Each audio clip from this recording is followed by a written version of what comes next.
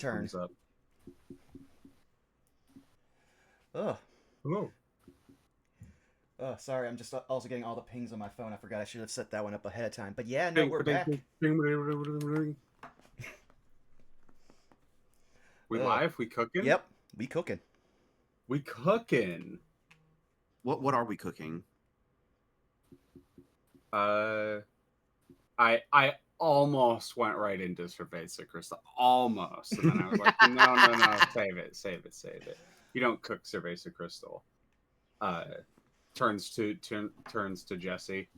We've got to cook. That also came up this past Friday on Outlaws Gambit, is that we realized that our librarian has gone from 0 to being in Breaking Bad since he debuted. And so now I'm quickly on the way to becoming Saul Goodman.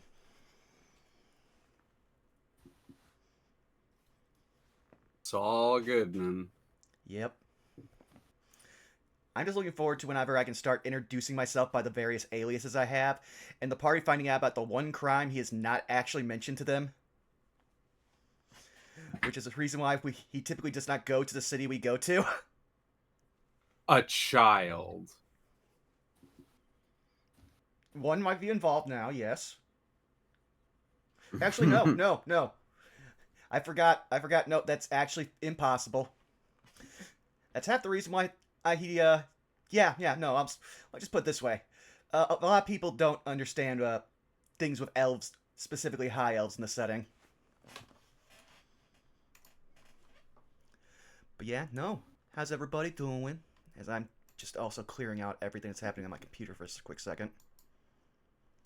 Good. It goes pretty good. Yeah. Ready to get started. Awesome. So, who wants to start going around the horn then? Nose goes. Nose goes. As always, theme song. Nose? Oh, sounds like Skelly. Skelly or Cass? What? Oh. I'm sorry. I just hard spaced out for the past 10 minutes. That was perfect. Okay, What? I can start. I'm pad stitching, and if you know what that is, it sucks. Godspeed. But it's a good thing to do with my hands while we're in the middle of a session, so I was fully expecting to reload my Pokemon just passively as my idle activity, but fuck it, it's already done. I got the shiny. Yeah, okay, I'll start. Hi, I'm Kaz. Clearly massive space case over here. I'm competition prepping, and you can watch me do that over at Catastrophe Cost, mostly on Instagram and Blue Sky. That's pretty much it. That's all I'm doing. I will probably have a lot more outings and whatnot this summer, now that it's only raining, I don't know, 45% of the time. But yeah, that's pretty much it. I'm the only one in here that doesn't stream, so I'm not really on the internet much other than to drop something and then leave. But yeah, that's me. So, yeah. Let's hear from Zan. Hey, that's me. You can catch me over on my Twitch channel, twitch.tv/ZanOscrim, tomorrow at 7 p.m. PST for some more Stalwart Souls. Tuesday over twitch.tv/SourceandDevil at 2 p.m. PST for some more Vecna Eve of Ruin. Twitch.tv/Montiglo at 7 p.m. PST for some more Dungeon of the Mad Mage. And then back at twitch.tv/SourceandDevil on Fridays at 2 p.m. for some Cazador's Guide. Oh, wait, not this week. Next week, though. And then twitch.tv/Unexpectables for some more Gateway at 6 p.m. PST. Got a lot of roleplay going on. Got some more projects cooking. I've been very busy cooking them up, but that is it for me. So I will throw it towards Leah. Zan is such a busy boy, and if you want updates on Zan, you can always find him at Vanilla Scrim on Blue Sky. I'm gonna throw you in a river. I am Amusing Thalia. I am a DM. I can call myself a professional. I technically could before this, but I am a professional game runner. I run a Monday, or I'm on twitch.tv/amusingfolia tomorrow, running a kind of variety TTRPG-esque stream where we tried a bunch of TTRPG related things. And right now we haven't had any guests, but it will be a very much guest rotating show as I bring in various members from the TTRPG community and we try out suggestions. Tuesdays I stream a hard game. Probably Helldivers this week. Defend Super Earth. Friday is the next time I'm on the internet. You can find. I mean, I'm bugging Connor on Distortion Devil all the time, but the next time I'm officially on the internet is also on twitch.tv/Distortion Devil, and for Cazador's Guide to the Cosmos, as I run that. Not this week, but next week. And other than that, yeah, I just annoy people on their channel. Like here. Speaking of here, our lovely game runner, Saris. Hello. Yeah, you can find me all over the internet at TixDixel, except when streams are happening because I don't stream on my own channel. But if you want to catch me in streams, I can tell you this is a pretty empty week. We got tomorrow at Skillet Alpha's channel where we're going to be playing A New Home and potentially getting closer to beating it, if not straight beating it outright. If the game goes the way that the original game goes, I would expect probably this session or next time? Question mark. We'll find out. I'm still confused about the gray cat. Other than that, yeah, it's an off week for me, cause I'm gonna be out of town on work business. So that's it for streams, unless something random happens. Speaking of, Skelly, you haven't gone. That's right, I have not. Hi, I'm Skelly Alpha. I can be found at Twitch and Blue Sky under the same name. This week so far, I'm currently, just before we hopped in the call, I was pecking at setting up the schedule. I'm still going to be checking with a couple people to see if we can get some collabs going on my end at the very least. Try to find people to hang out to do some art, maybe see if anybody wants to do up a game or something. But the only thing I have scheduled is the aforementioned playing of the off-fan game, A New Home, where we have gone from average cat afternoon to above average cat afternoon. Including watch a singular cat eat an entire factory of sugar.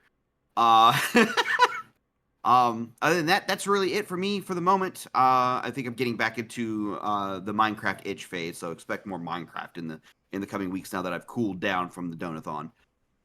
That's it for me. I guess I'll pass it over to Vaughn then. Yes, just 1 second here. I have to teach Rocket Bottle's art. We stand the homies. Because they stopped by even though they aren't current yet. Just to say, have a good game. Oh, heck yeah. But yeah, hi, you've already found me here at twitch.tv/BurnoutVaughn. You can find me on YouTube and Blue Sky at Burnout Vaughn and over on Patreon at Burnout's Bar. This week is also a very light week for me. All we really have is Tuesday. Possibly one of the last sessions we will have for Phase of Our Lives, because I'm pretty sure we're fighting what is meant to be the final boss. Or at least they look like it, because they have all the pretty art. But yeah, we just invaded their home. Might start a war. You know, as you do in the Feywild. But then, coming up on the weekend, we have, not No Love War Extra. We have Saved by the Spell, where sometimes, you try to protect your friends with a new spell you have, and then you nearly strand 100 people in the ocean with no way to call for help. Just traumatize your character yourself, just for the fun of it. Speedrun. But yeah, no, we are now in the elemental plane of water. And, our arguable party leader is not going to be able to make the session, so his character will be completely incapacitated from us reenacting fucking Pirates of the Caribbean. If you know, you know. That being said, yeah, pretty much not much for me unless I also get pulled in for random stuff, which I'm not opposed to, because I have a lot of free time these days. But with that being out of the way, it's time for me to play our lovely theme song.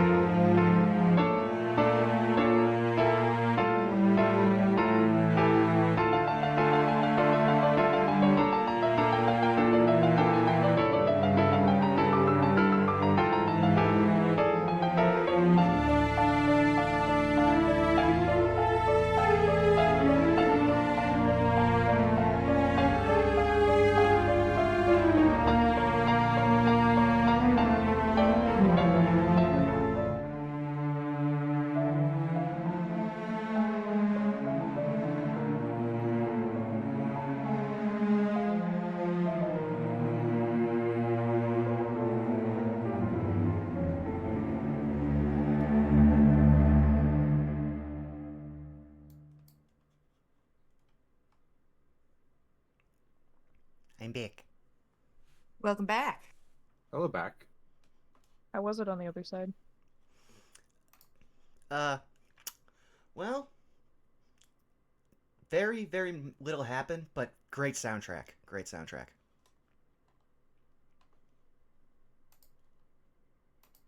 That's it. No notes. No, no. It's like being in the back room, only they got elevator music.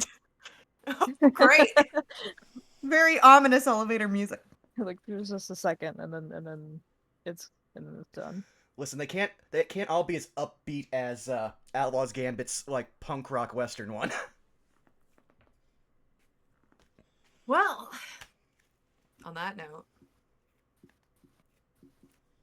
I feel like because it's their second session, if you all don't mind, Leo, would you like to give the recap for what happened last time? I would be more than happy to.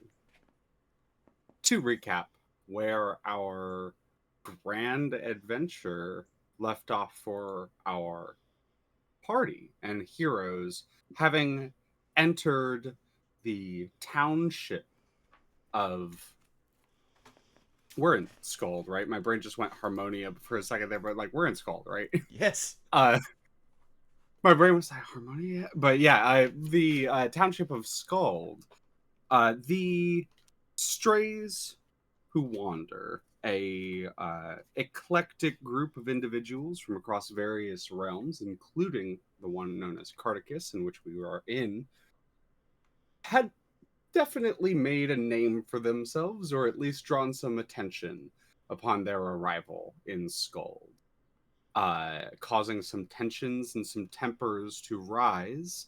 They somehow managed to avoid conflict, both with individuals of the town and also with their guide, Lychee, who, having a stern conversation with the party's very own Branson, cleared some things up about proper behavior. Then, offering a few suggestions of places the party could go, the party were eventually led to an individual known as a minister of the church with no name. Meeting this individual within the central plaza of some kind, and having a brief discussion in public, they were swiftly led to a small garden shed outside of the local temple of Milil, where questions were asked, some were answered, and a plan to continue investigations was made, as the party was led eventually back to one of the inns known as the Split Boar. And that, I believe, is where we left off. That it is. As per usual, I love to give the opportunity if anybody else feels that they need to add anything, but... Only the most vital detail that is that we owe Clem 2 Cerveza Cristals. No, that's very true. 1.5, technically. Yeah. Yeah. But if that's the case, Leah, give yourself a die of inspiration. Cooklink? I died. That... I died. Myself, Oh. like I gave myself a die. Right? Correct, yes. That was correct? Okay, good. I didn't want to make sure. Correct.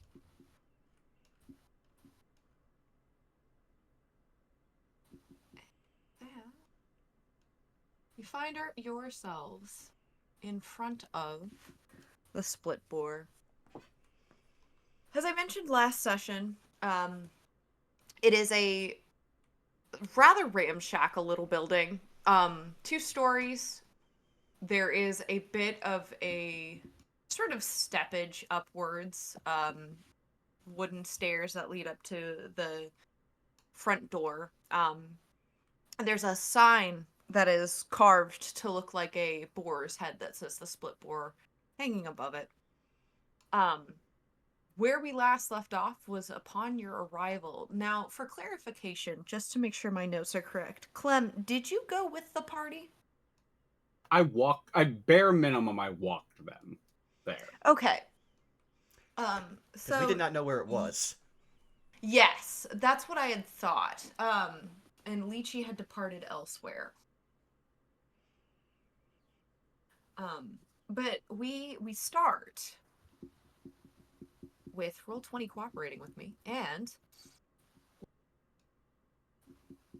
you all approaching the building. I'm going to make the assumption here that you all are probably just going to walk right in, unless I'm mistaken. Unless prompted otherwise, if there's something he must do first, Branson will just start heading for the door. I mean, honestly, yeah, if none of them did, I would walk forward and I'd literally open it and hold it open for them. It's a squeaky door. It's very well used and unfortunately clearly has not been cared to the best of its ability, but nevertheless it opens. And you find, trying to go through my notes to make sure that I have the right music. I think it's this one. It might not be. Can you all hear that? Yes. It just started for me. Yeah. That's right. So, the first thing that you notice upon entering is different to what is actually playing right now, because unfortunately, you'll have to forgive me, did not have time to find something a little bit more well suited to the environment, something that I will hope to have by the next time. You will note the fact that the space is pretty open, first and foremost, and your ears are the first thing to, shall we say, bear witness to the scene, as the sounds of a violin accompanied by a wooden flute fill the space. And immediately following it, your eyes notice an emptiness. There are 3 tables to your left, one of which seems to be in worse condition. The middle table in between the two seems to have 2 people, a man in a full suit of armor, or at least you assume is a man in a full suit of armor, and another individual with a straw hat and rather commoner's plain clothes, both sitting, seeming to be in quiet discussion amongst themselves. And then a third table with 5 stools at it, 2 candles lit ablaze in the center, but no one seated at it. You notice behind all 3 of these tables sits a fully lit fireplace of stone.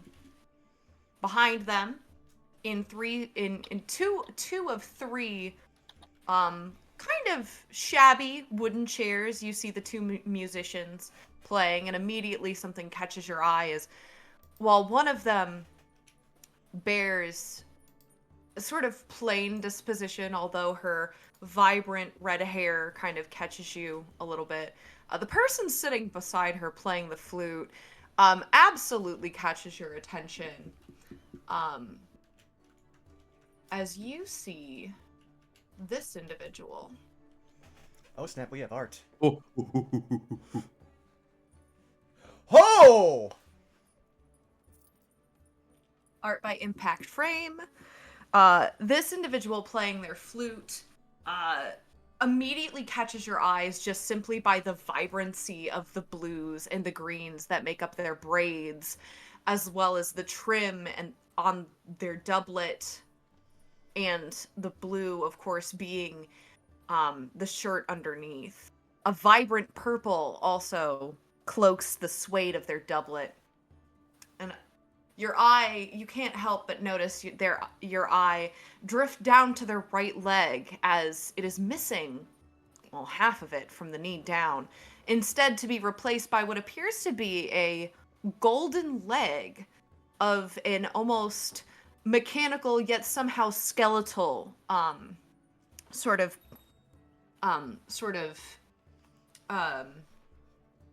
a resemblance. This individual notices you walk in and wears a smirk, almost sly on their face, as they acknowledge your presence, but do not interrupt the music as they continue to play their flute. In the very back of this big room, off on that left side, you see a giant canvas full of stapled papers, which all of you would recognize to be some sort of notice board. And then off to your right, you notice an empty bar with 4 stools, lit with candles, and a more elderly gentleman who you immediately notice seems rather exhausted, I think would be a really great way to describe it, as he's currently just seemingly wiping the exact same spot on the bar over and over and over again with a rag. And a little bit closer to you, immediately to your right, you do notice a spiral staircase, wooden and a bit patched together, but still clearly usable, heading to the second floor. As I kind of like open the door and kind of gesture for them to enter, I would trying to be quiet so that enough so that they can hear me, not like whispering in like a conspiratorial way, but just trying to be quiet and respectful to the musicians while still enough so that the group could hear me. Ah, you're in for quite the treat.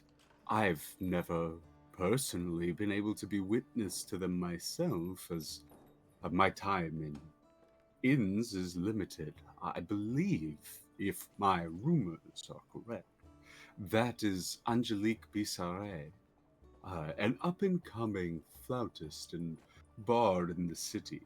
There's even, and they kind of, this is the conspiratorial section, and there's even rumors they are considering or training to challenge the Meister Singer.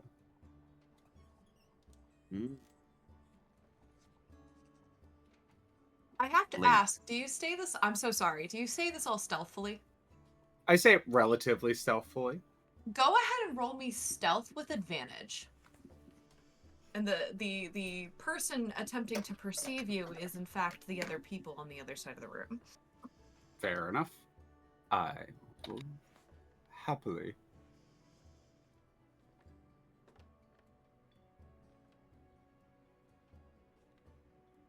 An 11, either way you cut it. Alrighty.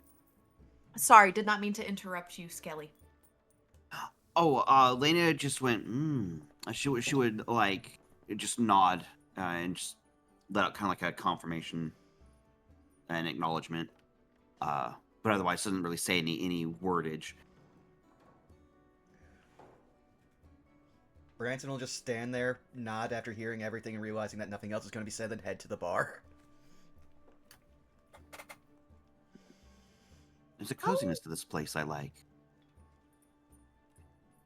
Would you like company for the evening? I tend to frequent inns and bars in order to just look out to make sure no one gets injured. But it's rather quiet in here, so my services do not seem to be particularly necessary. Entirely up to you and your company's, and I look at Lena when I say this, personal preferences for comfort. Elena would watch Branson head to the bar, considering that option here in just a moment, but would look over to Clemens, and for a moment, she has a bit of a stoic face to her. You get the idea that she's probably thinking about something, but you kind of like see like her mouth like crook upward in a small smile after a bit, and says, "I certainly wouldn't mind further company." Very well. And I look at the others. As long as that sentiment is shared amongst the rest, of course.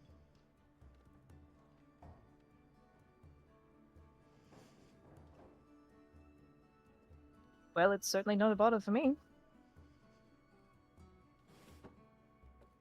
You honor me with your kindness. Saris, Yes. Rosman's gonna look for another bulletin board in the tavern. There's one way in the back. He will beeline that direction. Okay. I will take it from your as Rosalind just like walks past without answering. I will take it from your friend's lack of answer that they do not have an opinion either way. And I will quietly make my way behind Branson towards the bar, just to take a seat, not to do anything else. I'd also... Okay, go ahead. Really quickly, two things. Rosvan, first and foremost, as you're beelining across the room, something about the tune hits you a very specific way. I would love for you to roll me an Arcana check.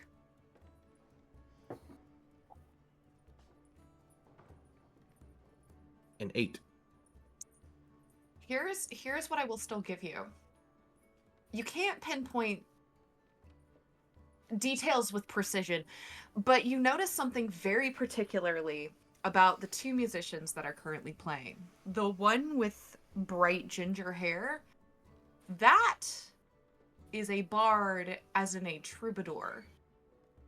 As in someone who is a minstrel of music, but is not a member of the arcane arts, versus the one who has been introduced to you as Angelique.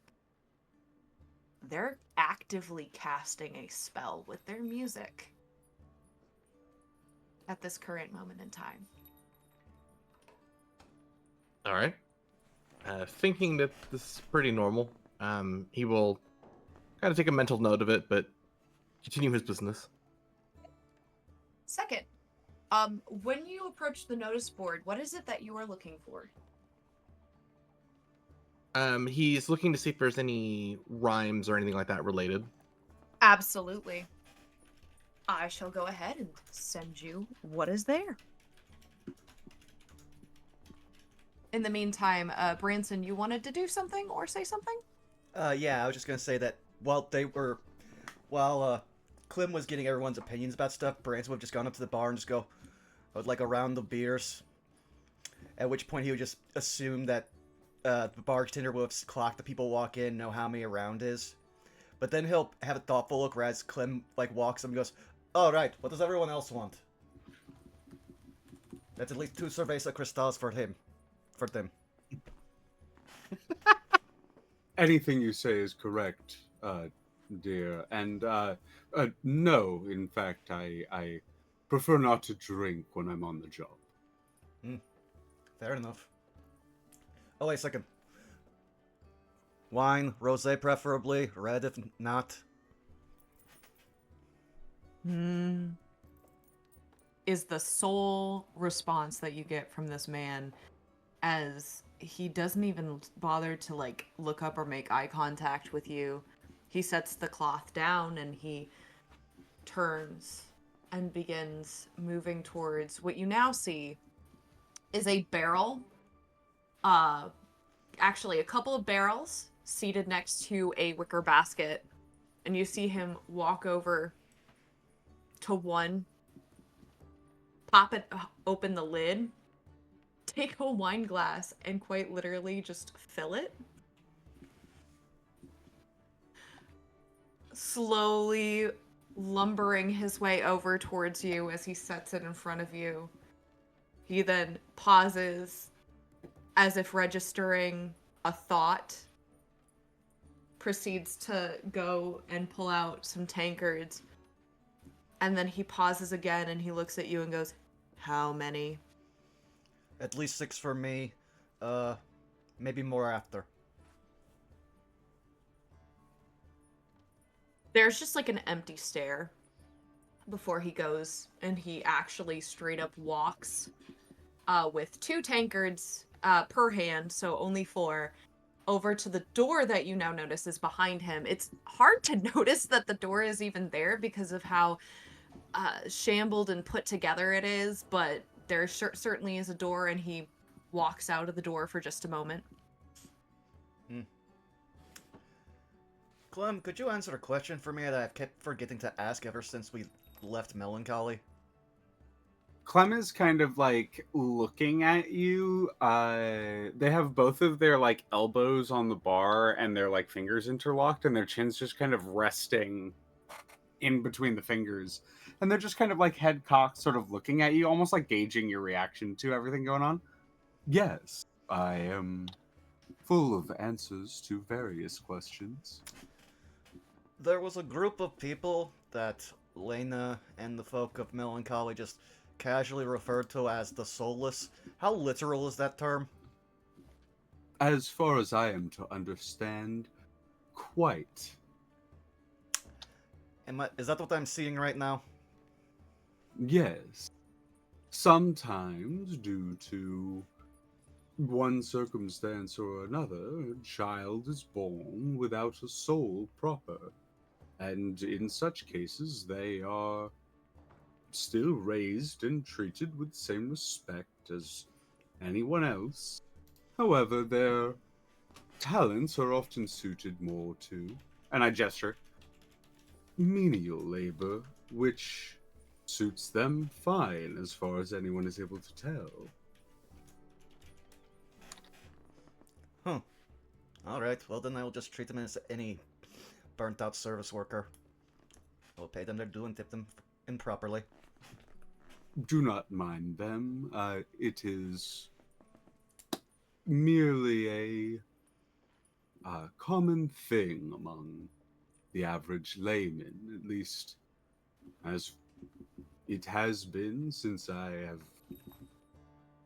was raised. It's less common among my people. I believe it's only happened once or twice in my memory. And even then, they were individuals like myself who have parentage on both sides.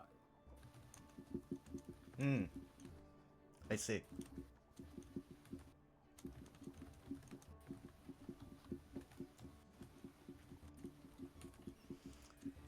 What is your friend doing? And I kind of like lean over and I'm looking at what Branson, or not Branson, I'm looking over Branson's shoulder at what Razvan's doing.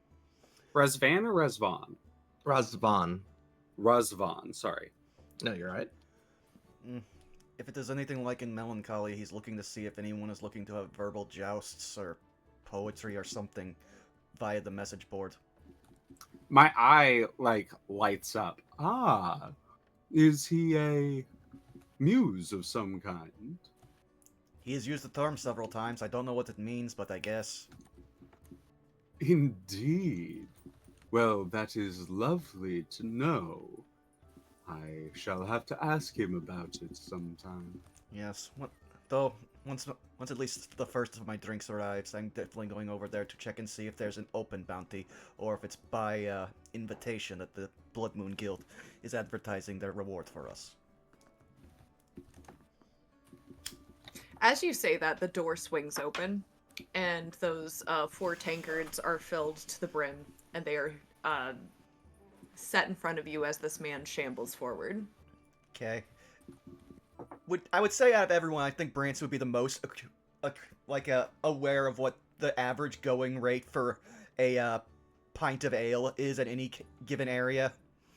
So I would say he would take out at this point, because he only really has that. Except, let me actually check my sheet. I would actually hold up my hand briefly as you're kind of like fumbling for stuff. I will cover them for the evening as well as room and board. And I pass 3 gold over.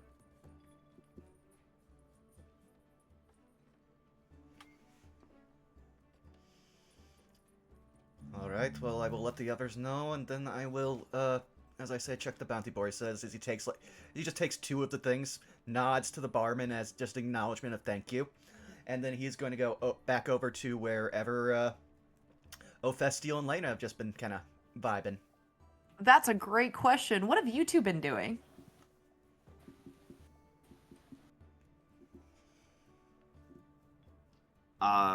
Lena would probably have set gently set her halberd up against probably near the door or something. Cause it's probably not a good idea to be walking around with that in the place. So as soon as she got in there, she probably leaned it up against the wall near the door. And would look over to Kaz and say, well, finally, I guess we're off the trail. We can finally relax a little bit.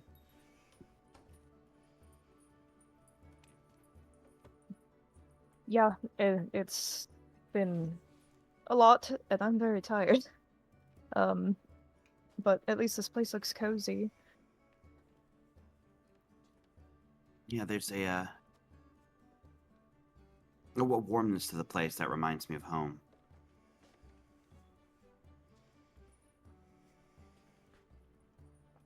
Yeah, it must be nice.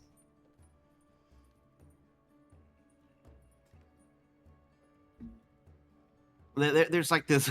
There's like an awkward moment Lena has, like looking toward Ophetio, like, oh right. um, Like it stares deep. yeah. um, oh, go ahead. Oh, you go ahead. I was gonna say, Ophastiel would have, he's not gonna leave his quarterstaff behind, but, watching Razvan walk off, actually, he's gonna follow him. Mm-hmm. Now, Lena will probably break off and head toward the bar.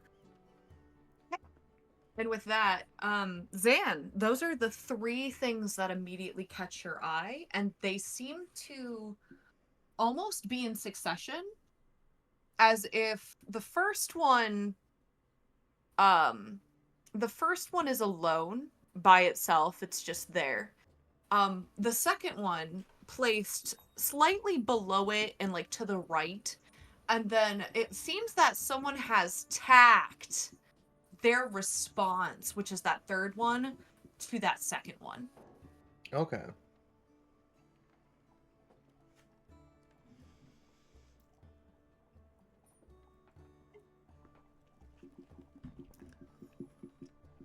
Roswell will take note of that.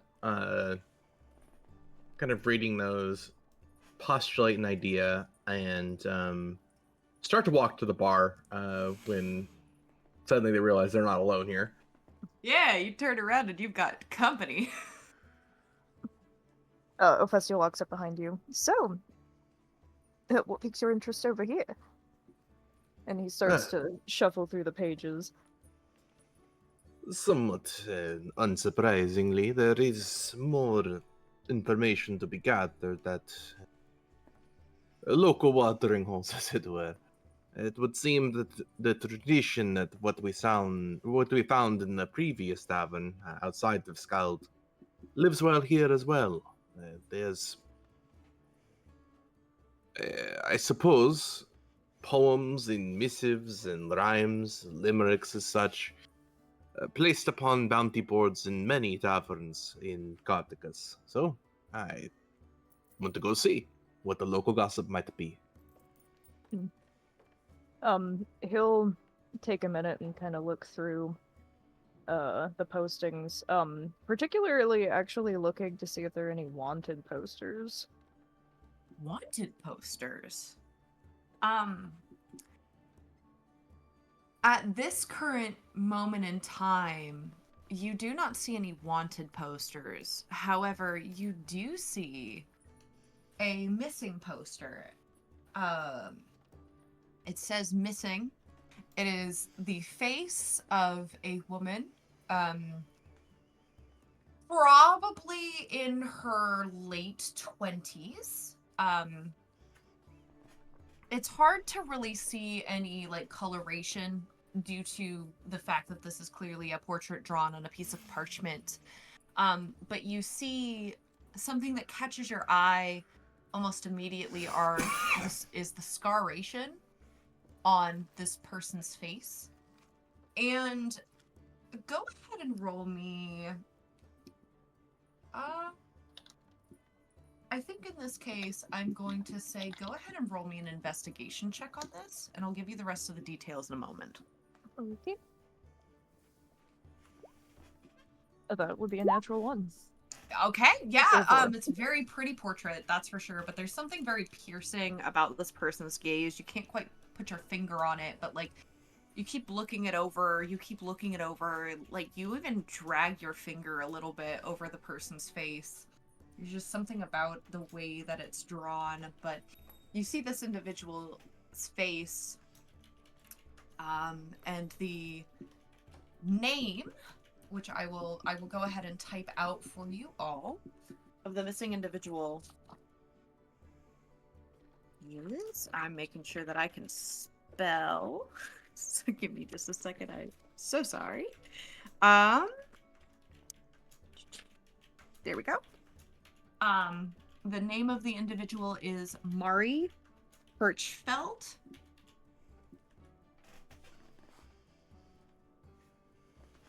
And there is a bounty. Information on this person's whereabouts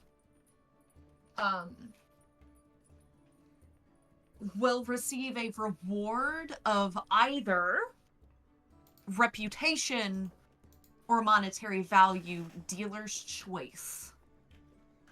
And the request for contact is either one of two people, either Nisa Kirchfeld or Rodney Duvar.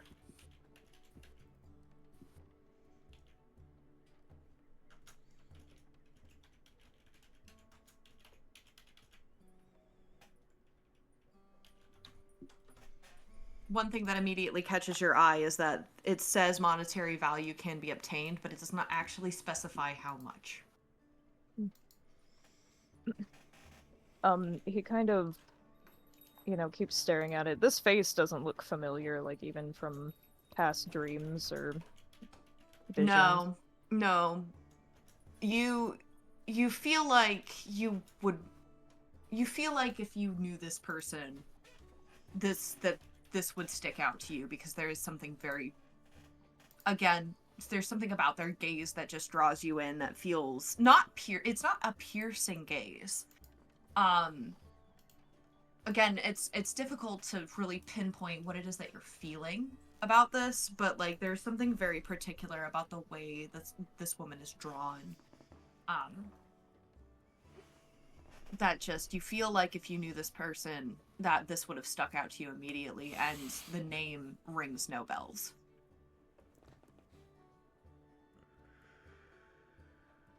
He takes a minute to really, try to commit this to memory. Turns up to Razvan and says, it's a shame that people must be going missing, too. Do you think Miss might have anything to do with it? You see Razvan kind of looking at his notebook and then kind of shocked that he's being talked to. Seti, what? Nothing. Forget it. I just found something on the road. I thought maybe this bulletin might have finished our... Well, it was a wanted poster. It was only half, though. I have kept it on me, but there doesn't seem to be anything related, so... Oh, you are convinced that the mist has taken more, maybe? Well, I don't know. I'm still trying to figure it out. I don't think that's even possible, but I'm intrigued. It is intriguing indeed. Unfortunately, I do not seem to have many answers for you, my friend. This place has been but a dream to me. I Few know. things have answers, many things have questions. Yeah, sorry, I'm mostly just thinking out loud. It's nice to talk to somebody about it for a change. Ah, indeed. I am always around. Well, physically. Mentally, my mind wanders. And with that, he will part ways and go head over to the bar with the rest of them. I don't mean to interrupt. You notice at this point that the flute has stopped playing. At Festial, as you start to walk by. I don't mean to interrupt. What was that about a wanted poster? And you turn and you see the person with the flute, Angelique, is looking at you again with this very mischievous look, and as you meet their gaze, they sort of, wave as in a, hello, yes, me, hi.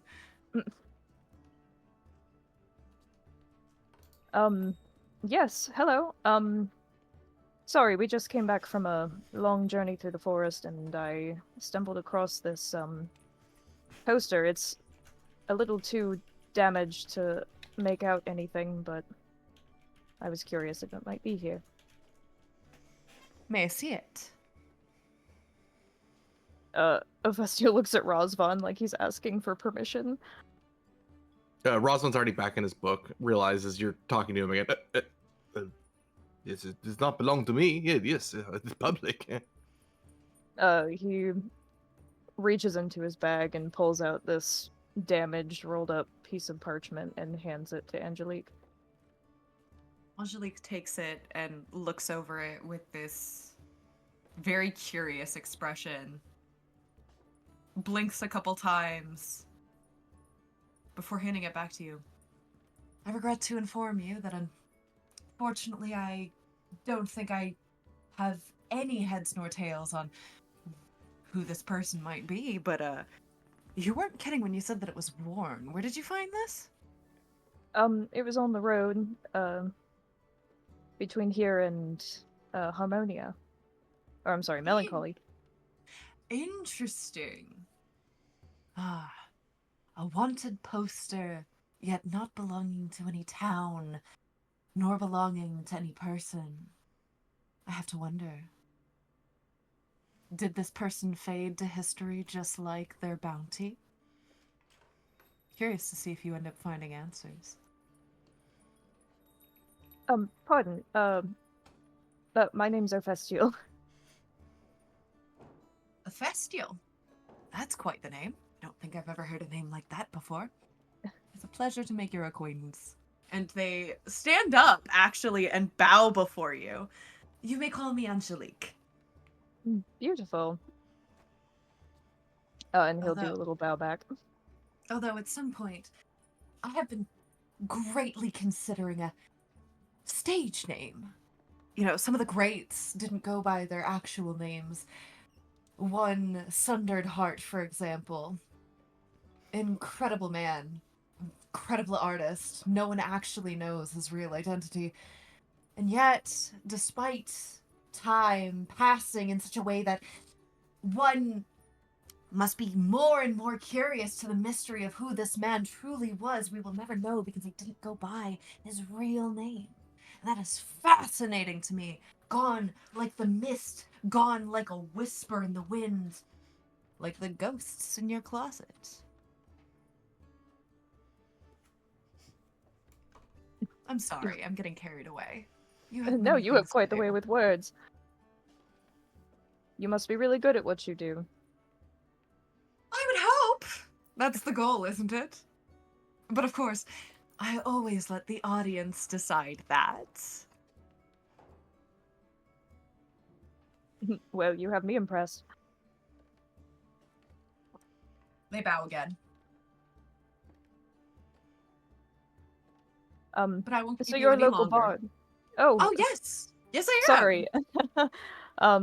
That's fascinating. There's a lot around here, but they haven't been too keen about us. As you can see, we're also kind of not from around here. I mean this in the most gentle and polite way possible. You stick out like a sore thumb, but then again, you're... And they strike like a pose with their, like, twirling their flute in their hand before catching it. You're in great company. Well, thank you for the warm welcome. Although, to your snake friend over there, you might want to give him, je ne sais quoi. You might want to give him a bit of a, shall we say, oh, I don't know what the right word is.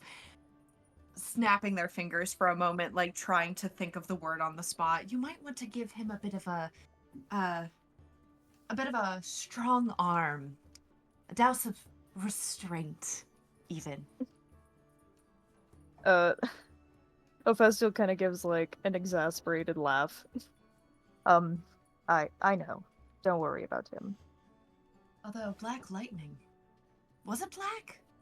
I heard two different things. I heard black. I also heard blue.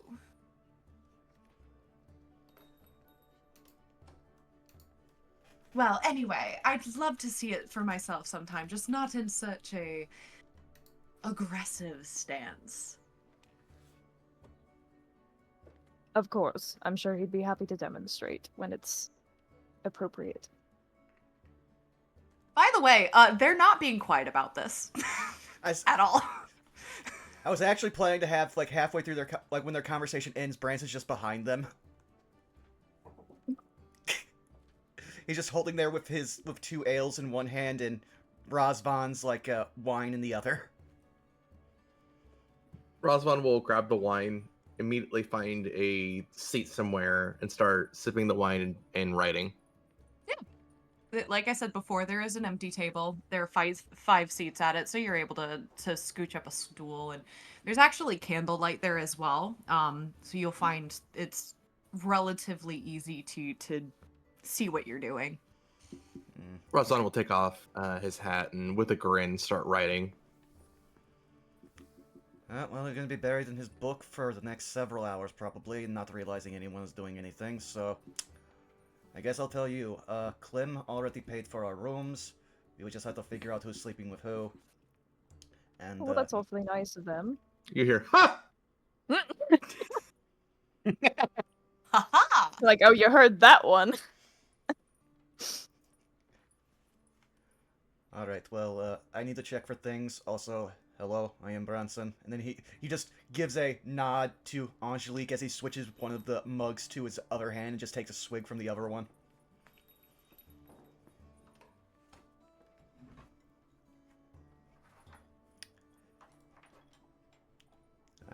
Guess they didn't... I hate to intrude on a conversation that isn't my own. The barkeep did give you keys, right? I assume they would eventually. Or they gave them to Clem and Clem has not passed them out yet. As they're discussing this, Clem, you are receiving, I'm assuming you're paid for, how many rooms are you paying for? 2? 3? I passed 3 gold, so whatever that gets us. Okay. That will get you 3 rooms. 3 keys are slid in front of you. I was asking for room and board, so like covering drinks as well. So we'll say two, or is that including that? That is including that. Okay, cool. I will, in that case, like right as that is happening, I will call from across the bar. Master Branson, I have ding ding ding. I have some keys here. I got 3 rooms. I wasn't sure the exact number. I can get an extra if you'd like. That is fine. Razvan will always take a room for himself. I just need to know who I'll be bunking with. Well, why don't you stay with me, Branson? We'll leave the lady to herself, and Rosvan to whatever he does. Fair enough. Alright, do you mind going over and get the key? I still need to check the board for things. Certainly. And he'll walk off towards Clem. I will set one key on the counter in front of Lena, and then like half step off the bar stool and half walk towards the Festival, and the kind of like we're both too polite, like we're both like gonna walk the whole way because we're both very polite kind of situation. Yeah.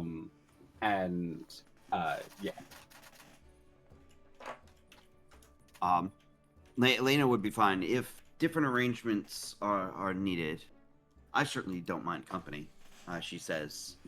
Trying to be a little bit straight-faced as she says it. Ophestial just looks at you like, it's fine.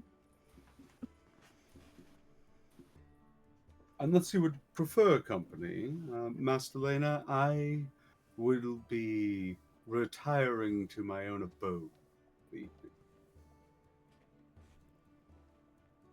Very well. If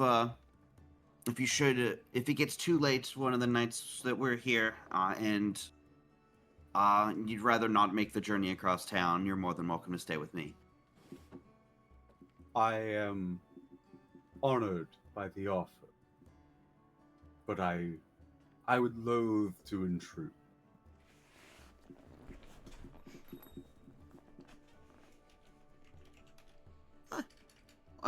Understandable, though we too are not quite from around here, so the room is public and private, I suppose, in a way. They give kind of like a little bit of a fanged smile.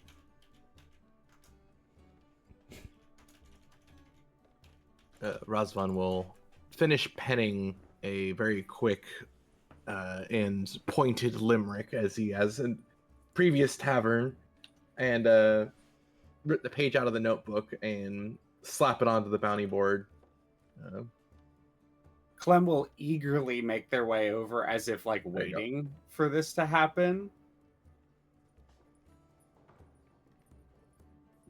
Posting that, he'll kind of like have a little grin, kind of laying the gauntlet back down to the previous poet, and head after posting it, kind of just give it a quick nod and head towards Branson. Right, what are we doing? Clem got us rooms. He's bringing you your key. I'm checking to make sure that we don't have an open bounty after us. Oh, Oh, it is not a public bounty. It would be private. Well, they also have a public bounty out for the scavenger, so considering they consider us a fifth of what he's worth, I think it might be slightly open. how We much shall is that bounty? see. How much is that bounty worth? Remember, it was 1,000 Oh, gold. I also just realized I've It been is. completely ignoring Angelique, who might still be behind me. It You is possible. notice, Branson, as you almost like reflexively look behind you to see what the other bard is doing. They have actually gone over to the notice board and are taking a peek at what Razvan has just put up, and you all hear them read aloud but clearly to themselves. Ah, sweet glass of blood from the bitter vine, what aromas of rich red mixed with the divine. A sip and a swirl, a maidenless twirl.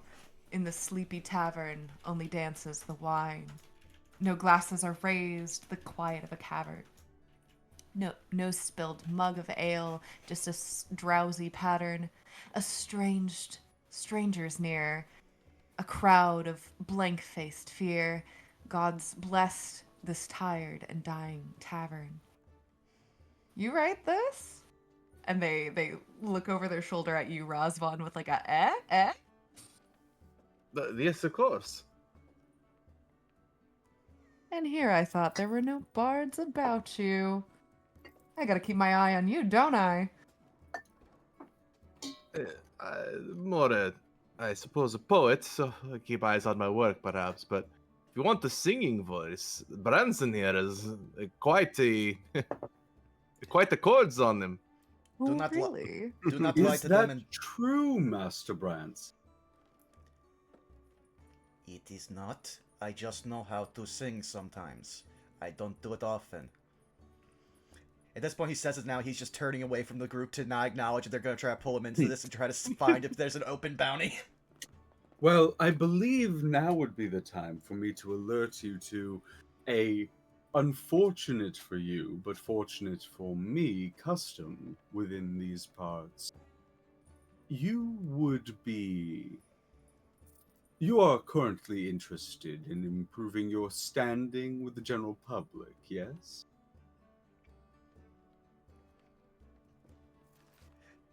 I suppose that would open doors that would otherwise have been closed, sure. Well, something that may behoove you to know is that in circumstances where you would partake in liquor or food, it is common practice for, if you are receiving said meal, to sing or offer music in some way as thank you or a sign of appreciation for the food itself being on the table.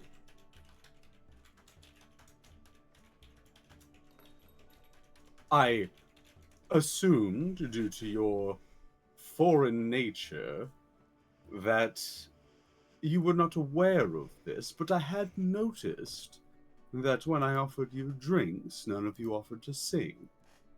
Now, I understand, being from the people I am from, this is not a custom I was used to. But others may, in fact, find it rude.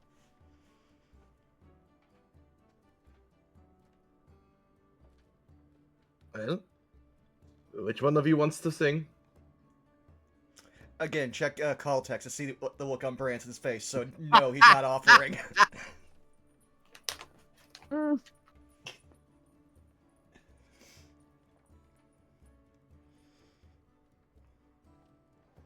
Uh, I could, I could stand in for the group, I suppose. Stand in. To sing.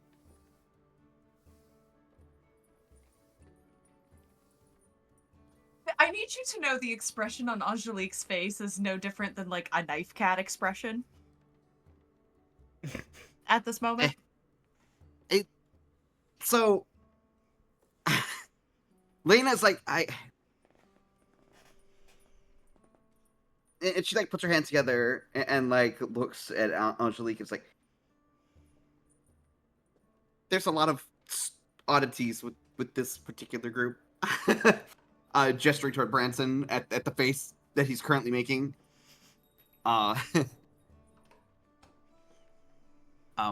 be happy to sing on their behalf.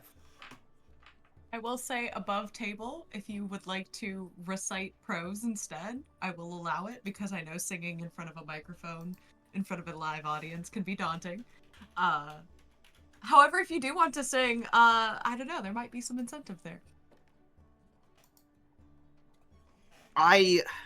If I had something prepared, I absolutely would have. I'm going to be real. Like, I have 3 other things prepared that I'm willing to sing on stream. But I currently don't have anything at the moment. No worries. Because I do very much like stuff like VR karaoke and shit.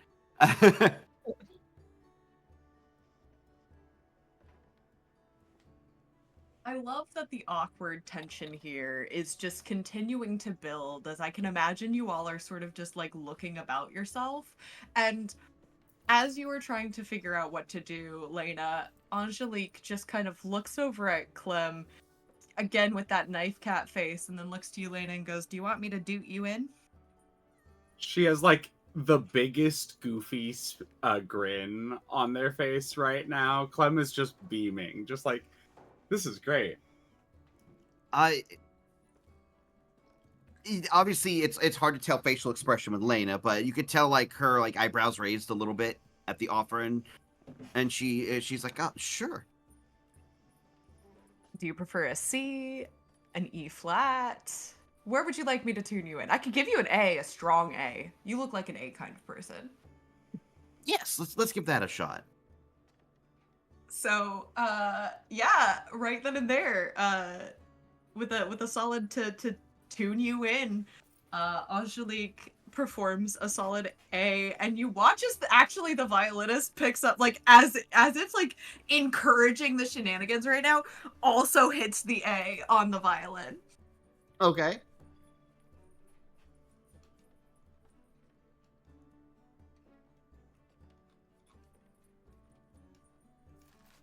I am trying to think of what You're she would good. try to sing. For now, we'll just say that you do it. Okay. Do you want me to make a performance check of any kind? Yeah, go ahead and roll me a performance check. But I will say in the future, if you do come prepared with something like that, there might be some incentive. Okay. Funny enough, I know we talked about one thing. I have 3 other things set aside in case I ever needed to for like more generalized circumstances. They just don't fit this one. Means I need to make something. Understood. But hey, All right. just letting you know. So go ahead and roll me that performance check. Okay. Oh, 16. And thus you deliver on key, on tune, with proper rhyme and melody, a solid song of thanks. And you actually receive a claps from the musicians behind you. Oh, I don't think anybody's probably seen her like flush any kind of color because of like her like kind of like pale green skin tone. But you can kind of see like it looks like she flushes like a little bit peeking out from under the bandages when people actually clap. Yep. At least I could do. Clem is definitely included in the clapping. Oh yes, absolutely. Branson's still looking at the notice board, but you watch him just raise a glass to you, like acknowledgement. Yeah. A My- harmonian classic. I must thank you for sharing that with us. Oh, yes, absolutely. It's the least I could do. But my parents tried to push me to be a songstress when I was younger. Some of that kind of stuck I with me can for a while. understand why.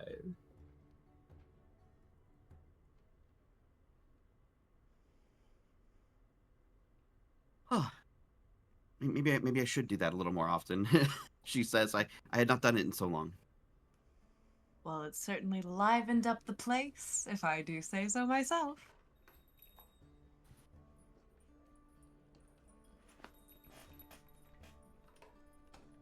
Unless She- there's... Oh. She has on this like little like goofy smile for probably a good little bit after this. Yeah. And unless there's anything else you all want to do, you are brought out some. It's actually you're quite, shall we say, relieved by the slight change in pace as bowls of stew are brought out before you,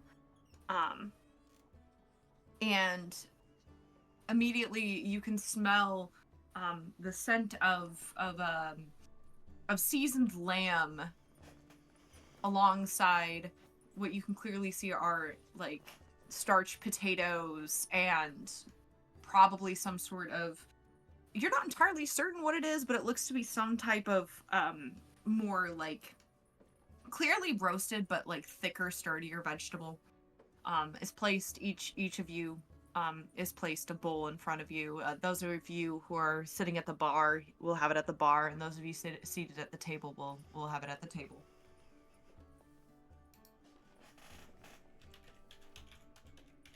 Oh, that looks And- wonderful. Again, I'm going to make the assumption that a song is given. We'll go ahead and carry that 16 over Elena. Okay. As the song of food thanks is offered.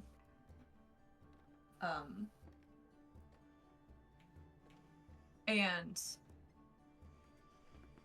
if I remember correctly, there's also another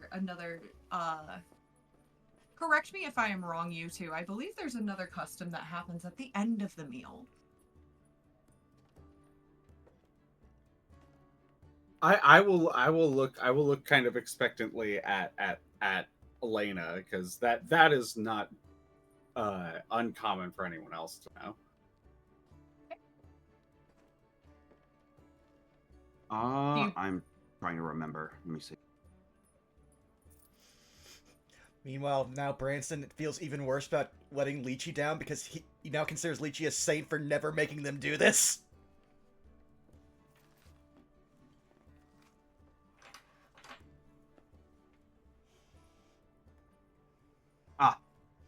Right. Okay, found the note. Sorry, Yeah. had to look it up. You're good. She too will offer a song of thanks after the meal. Yep. Clem, do you do the same? As far as I were to understand, it is the people who are partaking. As I purchase the meal, I do not think it would be necessarily appropriate in the same sense. Are you but I receiving was- a meal? Because a bowl was But I also put was in the front of one you. who could. Yeah, but I wasn't the one who cooked it. Fair enough. So, Clem would. Clem is not trained in performance, and Clem knows that. So Mhm. Clem would assist in the sense of just like uh almost like singing refrains to back Lena. Sure. Oh Sure. yeah, I'll take that. And I'll go ahead and say on that front, Lena, go ahead and roll another performance, this time with advantage. you got it. Oh, we're killing it. Dirty 20. Yep. Much better than the first time. You two offer a song of thanks and an ending to the meal, of which, again, you receive a bit of applause from the musicians seated behind you. And unless there's anything else you all wish to do at this moment in time, I think it's time for you all to head up to your rooms. All right. We will see you in the morning, Clem, as we try to track down leads. As we discussed, I shall be out and about prior to when most of you awake, but I shall be outside the tavern shortly after dusk. Take your time getting ready. I have plenty I can preach in the courtyard nearby.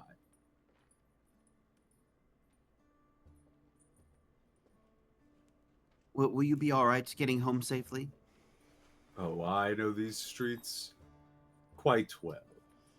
Any individual who desires to make my evening unpleasant would likely be someone who does not know my reputation in town.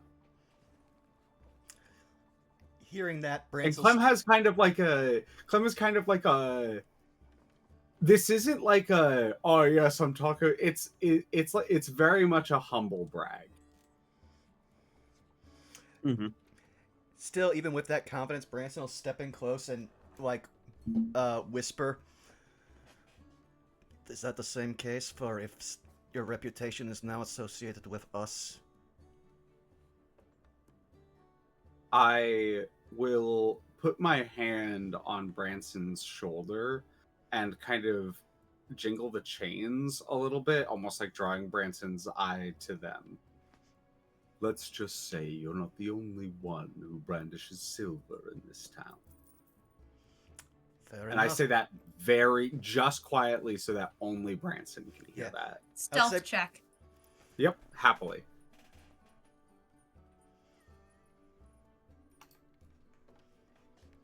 Four.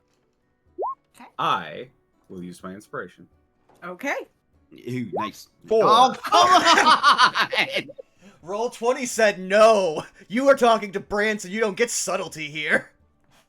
2 11s and 2 4s. I'm Wow. I'm consistent.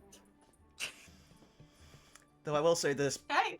possibly what Branson does might get more eyes than Clem, because they have to look at something very specific on them, but Branson was having heard that Branson stopped a motion, which was him slowly, like, pulling one of the 2 silvered hand axes out of his belt as he was about to try to pass it to Clem.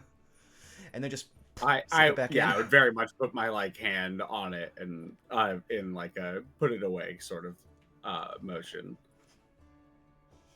I do not prefer any sort of bladed weapon regardless. Fair enough. Just trying to help a friend. Alright. Branson says he takes the Oh. remainder of his drinks, which is probably like at least 4 more. It just in hands, it just starts getting ready to head towards the stairs.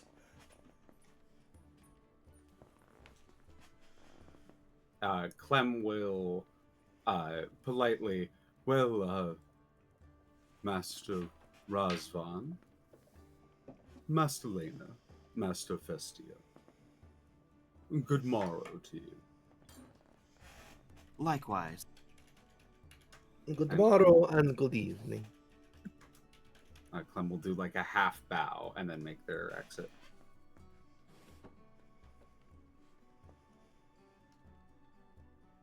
So, for my sake, I think it's a bit early, but I'm gonna take a brief pause. I need to run and use the restroom. But what we're gonna do when I get right back to it, is we're going to, for lack of a better word, split the party for a minute. No, I'm just kidding. And what I would like you all to do before I pop away for just a moment is I would like you all to roll initiative. But first, who is who? Just so that I understand correctly, we have Branson and Ephestiel together. Yes. Yeah.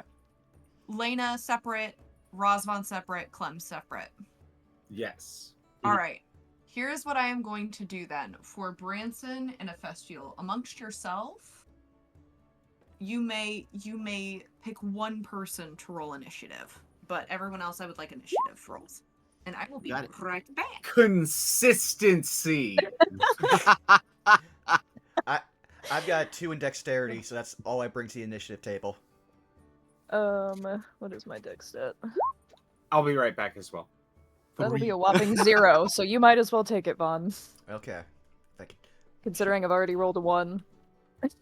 I don't like my odds. Give me a sec, my sheet's not responding here. I might have to just reopen my sheet. It is frozen. Oh, there it goes. Nope. It did a double, and they were almost the same. I just beat you out, Leah. By 0.13. Hey, it's that modifier. Oh, yeah. I'm sorry, 0.03. But I'm also going to I can steal a quick math. bathroom break. I'll be right back. Yeah, me too, actually.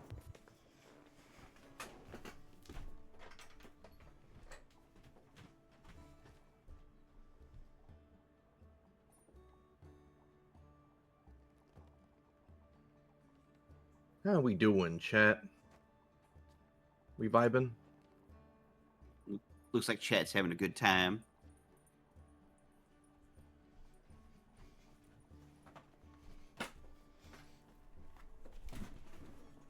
I'm going to have to I write returned. 2 more little ditties. I am also returned. Welcome back. I'm going to have to write a couple more little songs. I was like, oh no, I don't have one for this situation. Oh no. Now, Hello, Darky. Oh, yeah, Darky's been having such a vibe in chat. Are we all here before we get started? I believe so. Vaughn here, Skelly think- here, Yes. Zan here, Cassie here. I think Cass stepped away too. Okay. Sorry, you were gonna say something, Zan? Oh no, I was just saying I'm here. Yeah. Leah, are you here? I think Nope. she's Okay, really cool. stepped away. Then All we're right. just Back gonna on the wait break then. screen. But also, is it wrong that at the second I saw this, I was like, "How dare you put Zai in our game and not tell me?" Just got back. Sorry, I had to go to the restroom. No. It's okay. I was no, you're fine. I was checking because I watched Vaughn move from the break screen, and I was like, let's wait and make sure that everyone's here before we resume. So, not a problem at all.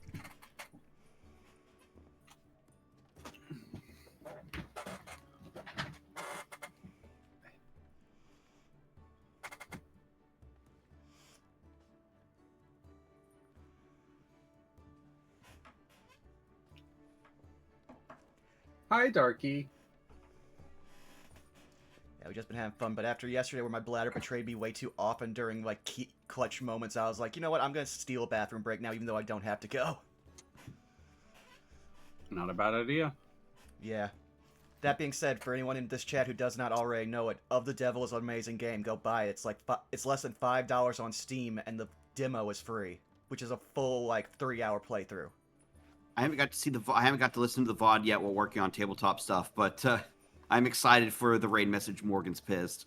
Oh no, you should. Morgan's "ya done fucked up" face sprite fills my soul with such joy. And the way that they framed it for when it gets used was so good. It felt so vindicating. Yeah, Evangeline Morgan is slowly becoming one of my favorite, if not the favorite, video game player that I've, like, a player character I've had.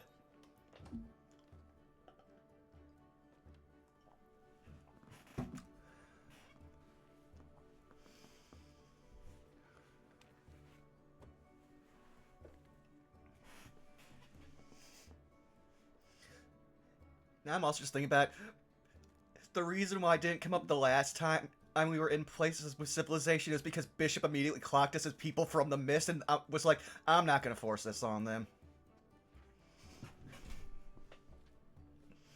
It all makes sense now. Clem is doing the, hey, I don't care, but this town does. I'm also really glad Angelique decided Because not to Clem be... didn't say shit till y'all were in public. Clem didn't say shit till y'all were in public. Yeah. Also finding out, like, above game, Branson didn't hear this, but the fact that apparently now there's still rumors being spread, like, all around the city about his lightning. He just be like, great, great. Make that 4 more drinks.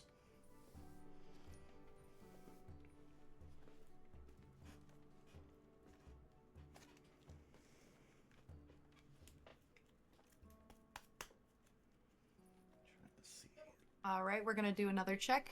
Kaz, you back? Yep. Okay. Leah, you back? Yeah. Zan, you back? No. Well, Ah, shit. Can't start. Damn. Who's Zan? That's John Hilldiver right there. all right, let's get back to it. So,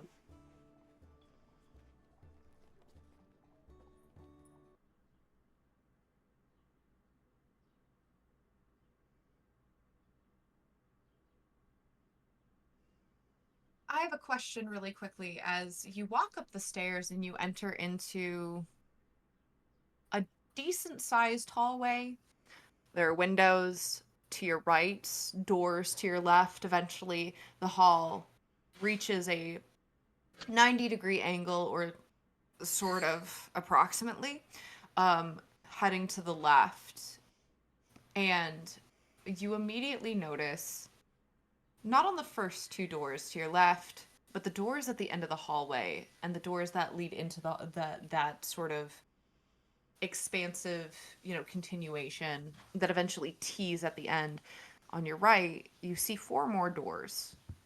These 4 each have a room number 1, 2, 3, 4. Branson and Ephestiel, you both have door number 4. However, with Lena and with Razvan, I have a question. Which one of you wants to be heads? Which one of you wants to be tails? Tails never fails. Okay. Razvan, you have door number 2. Lena, you have door number 3. Okay. And to make things a little more interesting, even if we just sit here for just a moment, and I'm double checking to make sure that I'd actually done my due diligence and actually gave you all permissions, I will eventually bring us to the map. However,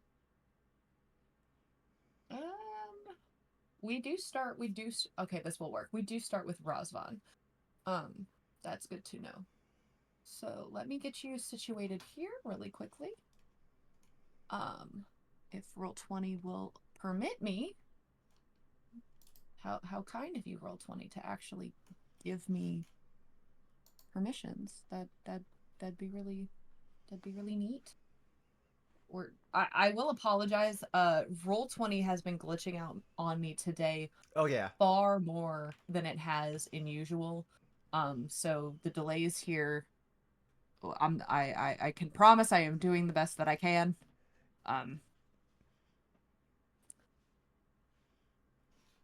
Okay. Yeah, it was giving me the same problem with my sheet earlier, and I've seen it flash at least once. Yeah, it's been interesting to say the least. Where did he go? There he is. I have placed the 4 of you in your rooms. Clem, you are not here, but we'll get to you momentarily. And we should be...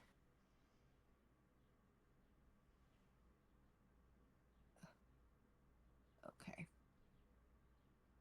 Let me know if it's not loading for you. It hasn't started yet, at least for me. Okay. There it is.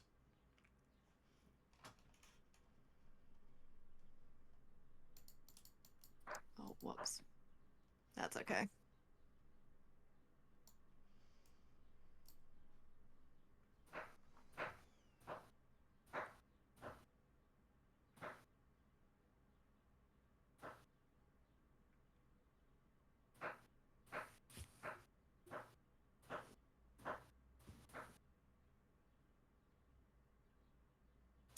And first in the initiative, we have Razvan.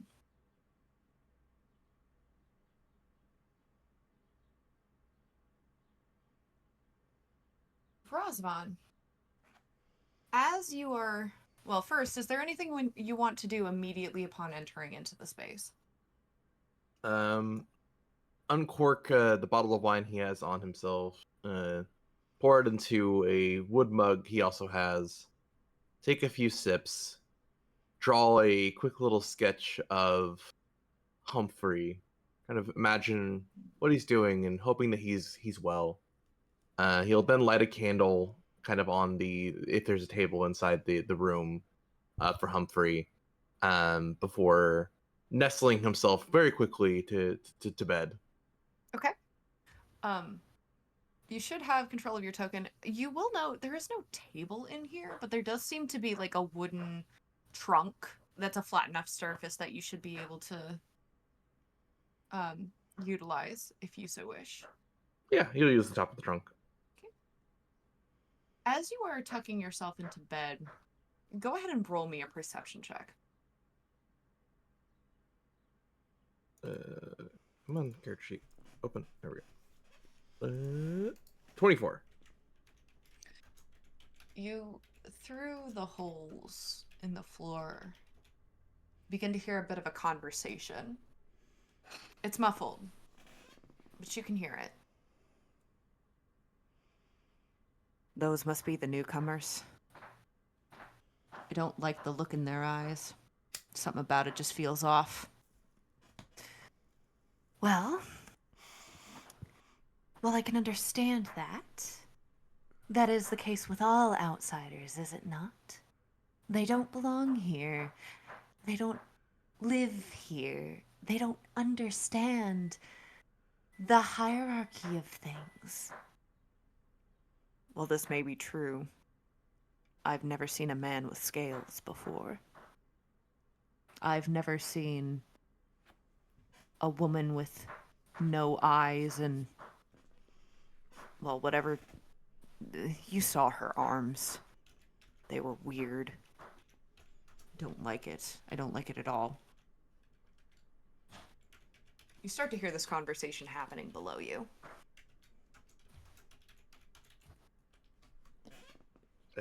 Rosvan will listen in, make sure it doesn't become hostile, but will kind of cross his arms over his chest and just close his eyes, keeping a weathered ear open. Okay. You continue to hear the conversation. Eventually, you hear the sound of like a creaking door, like someone has entered a room below you, and you hear a shh, quiet, quiet, stop. And eventually the conversation, before it can get too into hostile territory, it immediately fizzles out. The only other piece of that you note is a comment actually made about Clem. Something about that weird goblin. Why would that weird goblin hang around those people? And of course, a comment in response of, well, he was always a weird one at that. He, she, it even. Always weird. Never. I guess a good word would be never seemed to be on guard for anything. I don't think that thing would hurt a fly or think twice about someone looking in the wrong direction or looking at them in the wrong way. I can't say that I'm surprised to see, a church that deliberately has no name would align itself with people like them. And that's about, again, where the conversation fizzles. All right.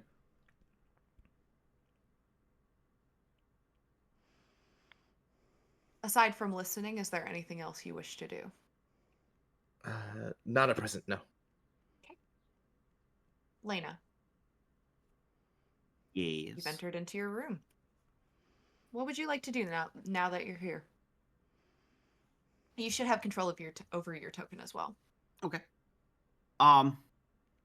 She would like sling down whatever like traveler's pack and like lean like her weapons like kind of like somewhere nice like near the trunk kind of deal.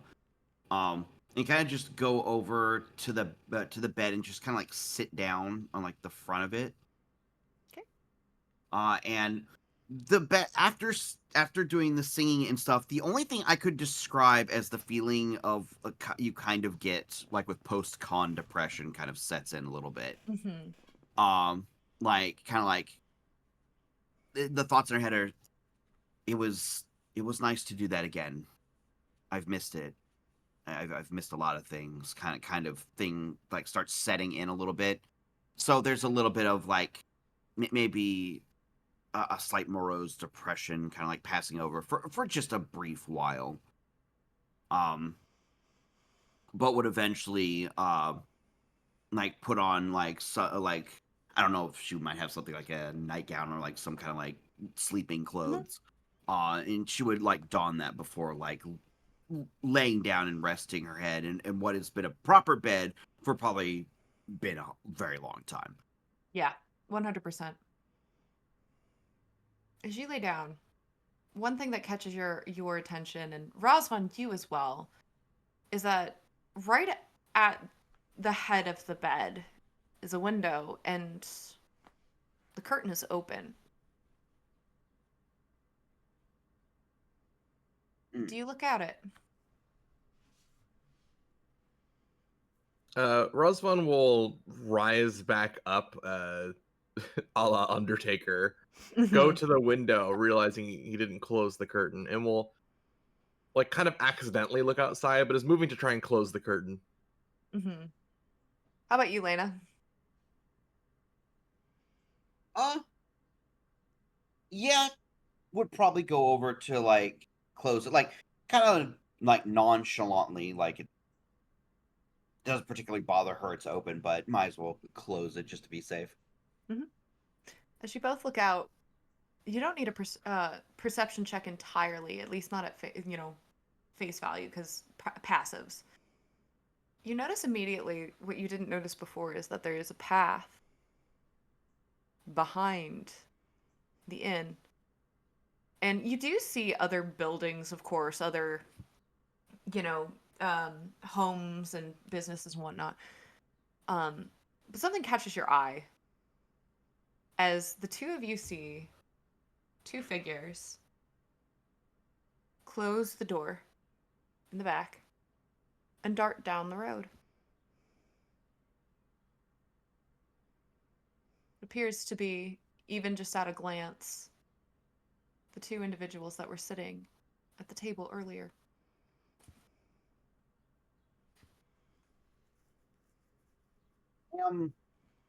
Am I able to tell what like the nature is of them taking off down the road? Is it rushed? Is it out of fear? Well, on a Rosvan, your passive perception is what, an 18? Let me double check for you. Might be higher than that. Passive perception is 18. Yeah, you got it. Yeah. And Lena, I believe yours is It's not very high. It no, it's is. not. It's a See, 13. yeah, 13. Okay, yeah, no. So on a 12 stealth, they appear to be trying not to be seen. But are not exactly the most stealthy about it. And this makes sense. One of them is wearing a guard's uniform and some pretty shabby, but nevertheless, at least partial plate armor.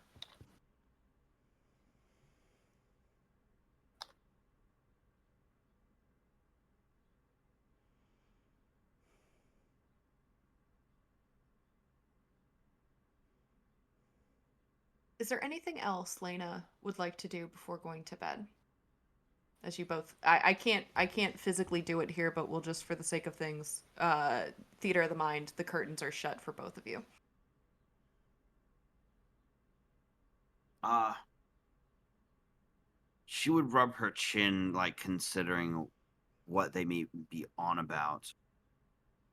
Uh, considering the like trying not to be seen. She'll mentally clock it for now. For mentioning tomorrow, but will otherwise kind of like in the slight like down like downer mood she's in. She just kind of like lets it kind of roll off, and will like sit back down on the bed. Okay.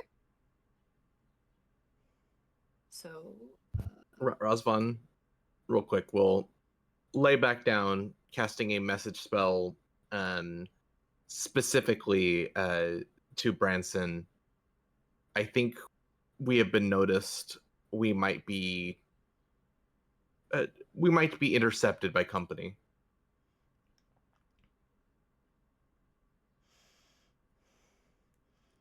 Dangerous company or annoying company? That's the only message you hit the reply you get back.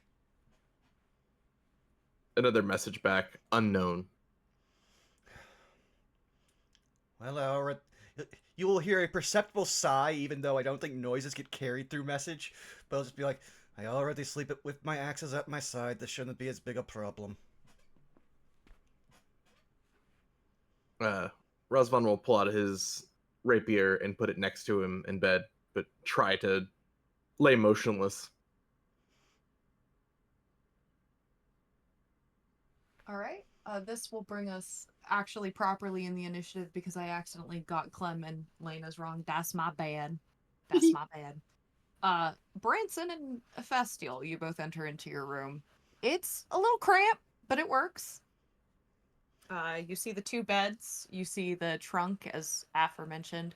The little ball things, by the way, those are lanterns that are hung up either on the ceiling or on the wall. And all three of you, I failed to mention this, but I'll be very deliberate in doing so. There is that little black box at the top in each of your rooms that appears to be.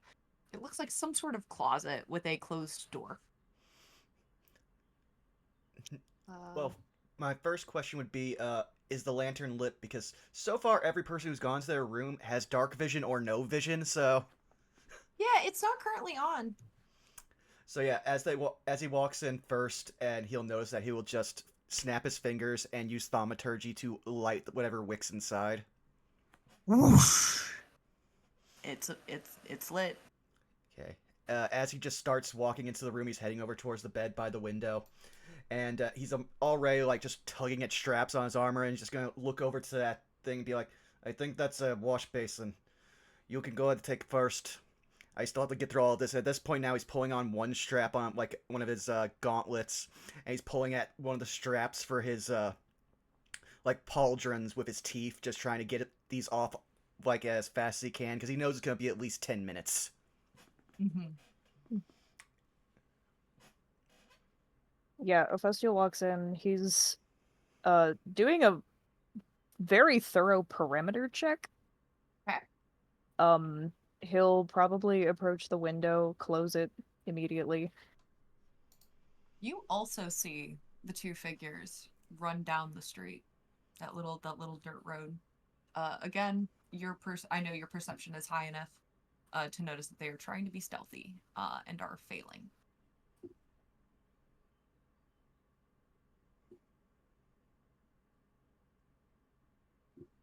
Yeah, and he'll again, even like checking the walls, like he's being really oddly thorough about trying to make sure that there's no way to see inside of this room.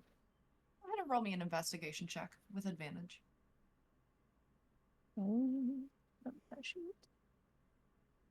You said perception? Investigation. Investigation. Okay. That is a 21. Yeah. The holes in the floor notwithstanding, I mean, you're able to latch the front door shut. You're able, obviously, to close the curtains. You haven't exactly checked the closet, so you're not entirely sure there, but you don't notice anything weird immediately. You don't notice anything that potentially could be an indication of shall we say, spying. But again, there are holes in the wood floor. As you peep through it, you see the top of the bartender's head as he unironically appears to be directly underneath you, rifling through some sort of crate.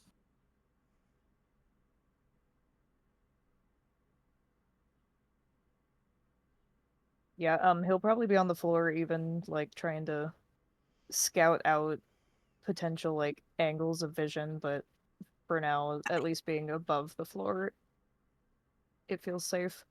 You see a kitchen underneath you. From what little bit you're able to gather, it looks like the room that you're directly above is at least part of the kitchen of the inn.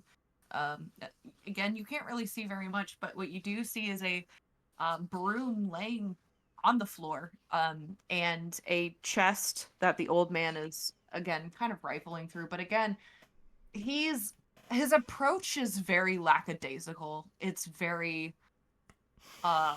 sluggish, very like moving with minimal intention.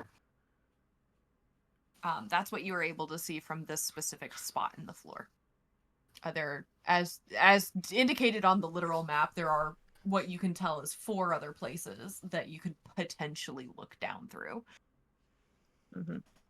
And then lastly, he'll come and check the closet. Okay. Do you attempt to open it? He'll probably push his ear against it first. Okay. Perception check.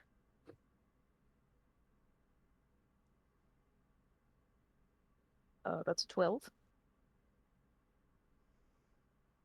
You hear silence. He will Nothing attempt to more open than it. you could hear. Sorry? Oh, I just said if it's quiet, he'll attempt to open it.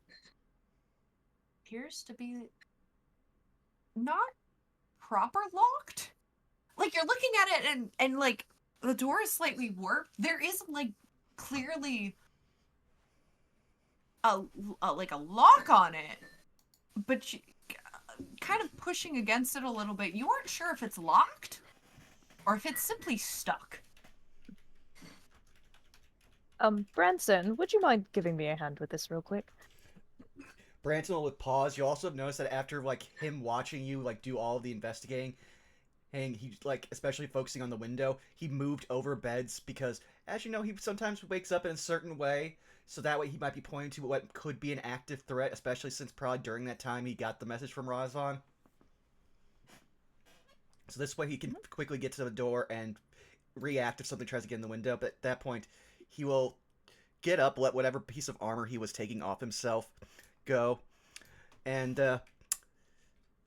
he'll just look at it and go, "Is it stuck?" I can't tell, but you're a lot stronger than I am, so give it a go. And he pats you on the back. After everything Lychee said, Branson's super afraid of his own strength, which has just kind of been something natural to him for a while. But he will try to just push at like with not much force to see if he can just kind of get a judge for if it's stuck or something.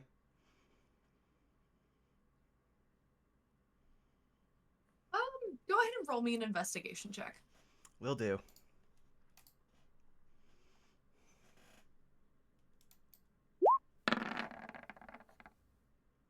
A 16. It's stuck. It should be latched, but like upon tinkering it with it a little bit, you can tell the latch isn't actually fully in. The door just seems to be stuck. Let me try something.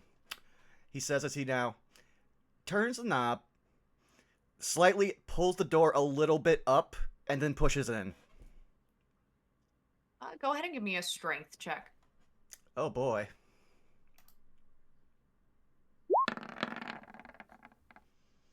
Number 16. Yeah, you're able to open it pretty easily. And remind me, do you have dark vision? Yes, but I also lit the lantern, so I'd assume it. Yeah, you appear lit a the little bit lantern, but the lantern doesn't really like light the inside of the closet. But you have dark vision, so you can at least tell the outline of a door. Mm-hmm. Hmm. Like a door in the floor? Yeah, like a door in the floor. Branson will quickly pull it up. You look down. Yep. Festial, do you look down as well? Yeah. You see the kitchen. Hmm. You actually see stairs attached to the bottom of the door. Kind of like, you'd expect to see in like a shed or something. And you look down and yeah, that old man is pulling some stuff out of that chest. Looks to be some bottles and some other like very mundane objects, such as like utensils Those would and be like, like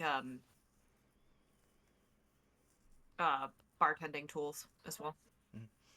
Branson will then just close the door just to not invade privacy and not bother the guy. And then just be like, well, I thought this was going to be a bathroom of some kind.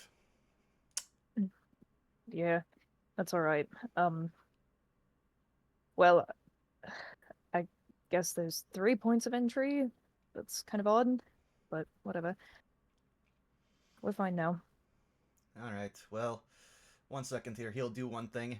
And, how long is the trunk as if he turned it sideways and put it, like, would it fully block the window, or would it, not fully reach the top of the window frame?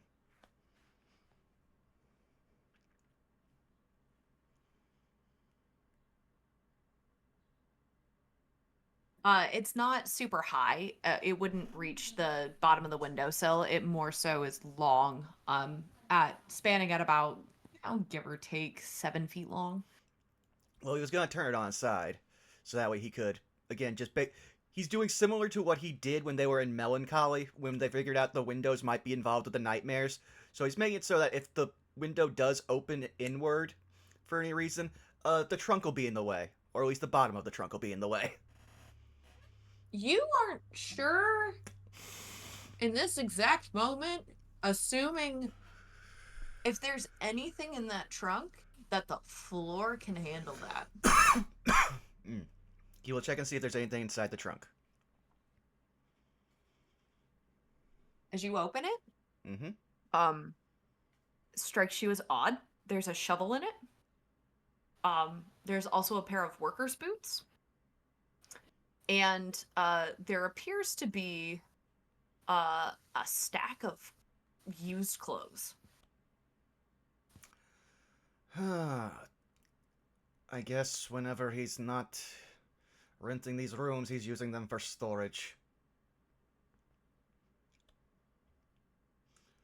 Fine, if I can't block the window, then I guess I will just again sleep towards it. At this point, Branson's got most of his armor off. At least to the point that he can now just disrobe his shirt. And, Vestial, you are treated to the sight of this is kind of how Branson is built when he is shirtless. And I may have preemptively put this in one area. Saris found it, and found it very amusing. But yeah, imagine this, but with scales along the shoulder and going down his back.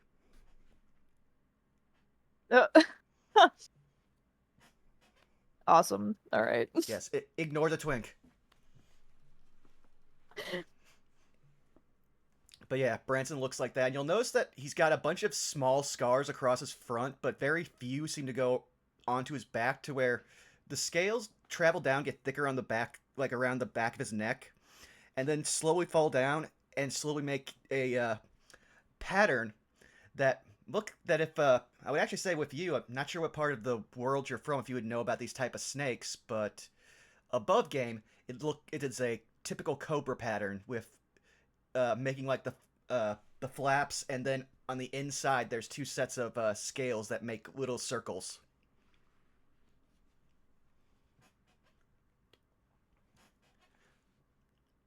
But yeah, that's what he looks like as he starts to now just start to take off the bits of like leg greaves and stuff on his boots. Yeah, Ophistiel sits on the other bed, and he starts to undo. Well, he first takes off his kimono jacket and then starts to untie a lot of his leather armor, putting them in a little pile next to the bed. Say, Branson, Yes. I'm glad we have a minute. I, unfortunately, and I do apologize, I overheard your conversation with Lychee earlier.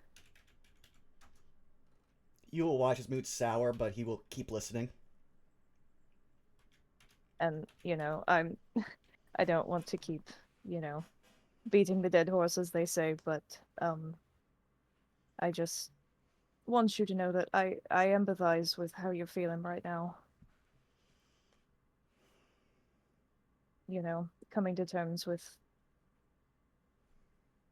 all of that is a little overwhelming.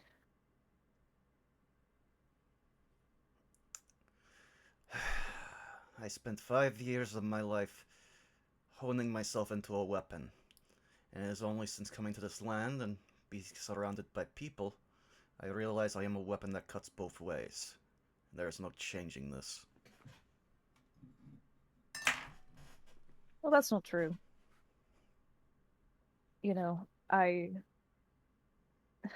again, you might find this a little hard to believe, but I used to be a little bit like you in some ways.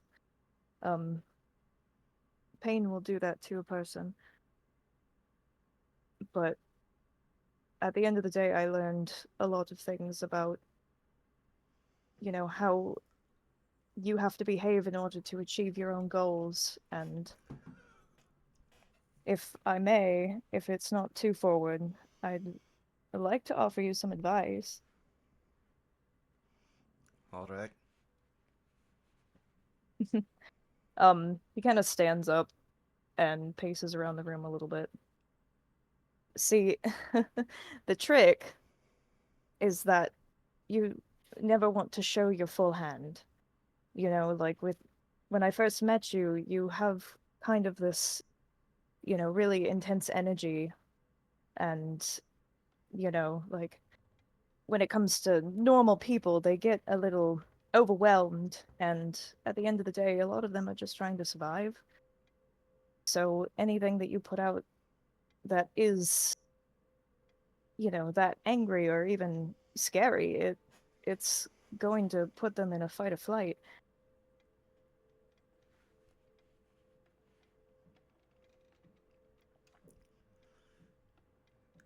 Usually, most people are wise enough to flee. And it was smart. Being around me is dangerous. Well, what's that going to do for you?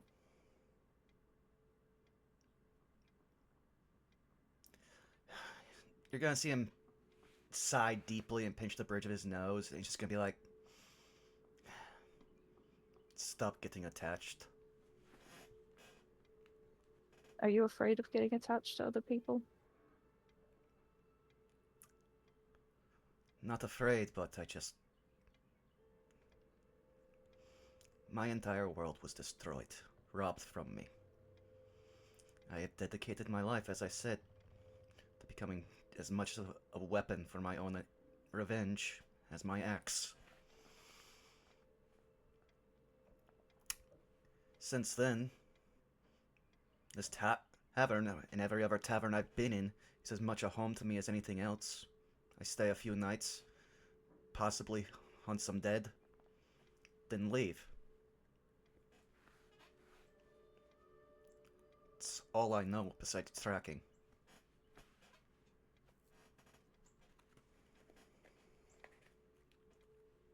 Well, I understand where you're coming from. You know, this persona, so to speak, is something built off of necessity, or at least, perceived necessity. But that wall isn't going to serve you forever. You know, I mean, at the end of the day, when you finally accomplish your goal, what's left?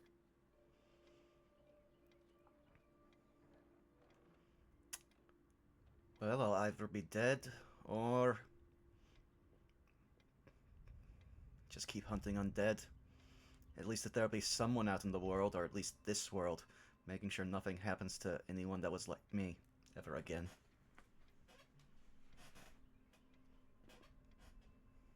It's a noble thought. I don't know. I see a lot of that same despair. I mean, not to compare our situations, but I at least understand what it's like to lose everything. And I was hurt and angry about it, and it left a lot of damage in its wake, and I learned a little too late that it's not a life worth living. You deserve to be happy too.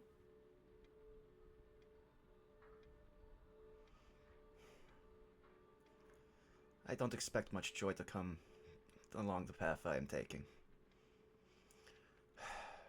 But, that said, I will try to take your advice to heart. Now, as he, stands back up, goes over to where he thought he was originally going to sleep, pick up, 2 of the 4 beers he brought up. He hands one to you. Now, as they have said, when you are given something in this land, you are supposed to sing, and you are one of the only people that I would prefer to sing for. At which Well, point... thank you. And he takes the ale. There are not a lot of happy songs from the land of my mother. She was a oppressed people. That said, the happiest songs they have are drinking songs. They are a charismatic people from what I am told. And the song is made to be sung while drinking. So, and now while I take a second to take a drink before I fucking do this on stream. And now I'm going to try to do a Russian accent while singing an Irish drinking song. So, ahem. Let the farmer praise his hound, let the huntsman praise his hound, and the shepherd praise his dewy scented lawn. Oh, for I'm more wise than they, spend each happy night and day with me darling little Krushkin, lon, lon, lon. And as he says that, he raises his glass up one, another, and a third time. My darling little Krushkin, lon. And then he leans back and takes a drink to illustrate that, yes, this is a drinking song, so the whole point of raising your mug is to get ready to drink. Grama krima krushkin, slanta galmovoni, grama krima krushkin, lon, lon, lon, oh, grama krima krushkin, lon. Takes another drink, as I'm going to too. Immortal and divine, great Bacchus god of wine, create me by adoption your own son, in hopes that you'll comply, that my glass shall ne'er run dry, nor my darling little Krushkin, lon, lon, lon, my darling little Krushkin, lon. Grama krima Krushkin, slanta galmovoni, grama krima Krushkin, lon, lon, lon, oh, grama krima Krushkin, lon. And when grim death appears in a few but happy years, he'll say, oh, won't you come along with me? I'll say, begone you knave, for King Bacchus gave me leave to take another Krushkin, lon, lon, lon, to take another Krushkin, lon. Oh, grama krima Krushkin, slanta galmovoni, grama krima Krushkin, lon, lon, lon, oh, grama krima Krushkin, lon. I'm trying to remember the last lines of this song. Give me 1 second here. I'm gonna have to look it up. This one always makes me forget it. Okay. Oh yeah, now I remember it. Now fill your glasses high, let's not part with lips so dry. Now the lark now proclaims it is the dawn. In hopes and now proclaims it is the dawn. Now I can't remember the last part of it, but that's the majority of that song before it goes back into the refrain. And he will finish his drink and just go, now you know, and now you know a bunch of very useless infernal.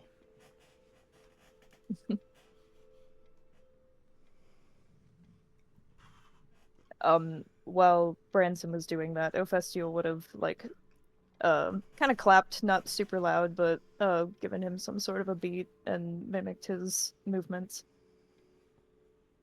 Well, thank you for sharing that with me.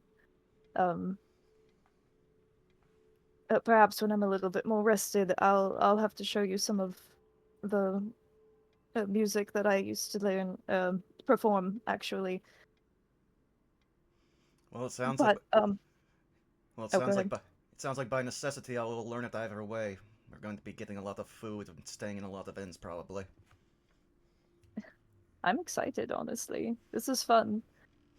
Again, he goes back to the Arlong face. I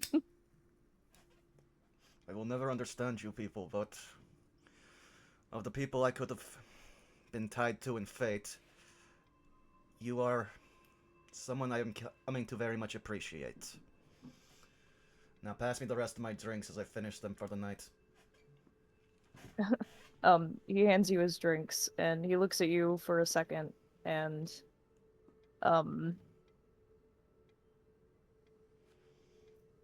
he is definitely contemplating something, but at the same time he is really dying to brush off a lot of his clothes. Branson, Yes?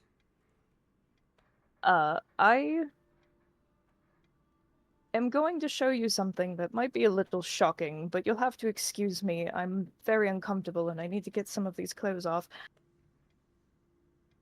Okay. He starts to remove his socks that are probably pretty filthy from the road and shakes them off and pushes them aside. He tosses off his gloves. Um, he loosens up his shirt even a little bit and tries to shake off any dirt. Again, he was sleeping on the floor, so a lot of his clothes are pretty gross, very dusty, dirty. He will actually try to shake off some of his, or brush off some of his pants and shirts, and just for some reprieve, he rolls up the sleeves and his pant legs up to his knees and elbows, and he takes off his headscarf and shakes it off and sweeps his hair back, tucks it behind his ears, and I'm actually going to post a little visual that I drew of Ophestial. No need. Ooh. I've already Oh, hit show to players. Oh, you did. Oh, you did the thing. I'm not paying attention. You're good. Okay. Hold on, my mouse is not working. Okay. Ooh. So you'll notice Ophestial, the second he removes a lot of his coverings, you've never really seen much of his body besides his face and of his fingers. He is actually covered, presumably head to toe, as you can see, in a very stark, very random, dappled, gray, speckled pattern. If I was to describe it as anything real, it looks very similar to the condition vitiligo. And he also has a very notable long, pointed elf ears that is also afflicted with this condition.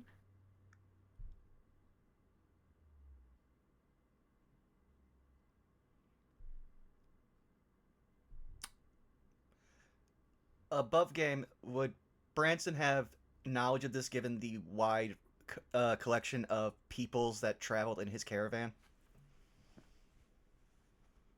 I'm gonna say no. This doesn't look anything like what you've seen before.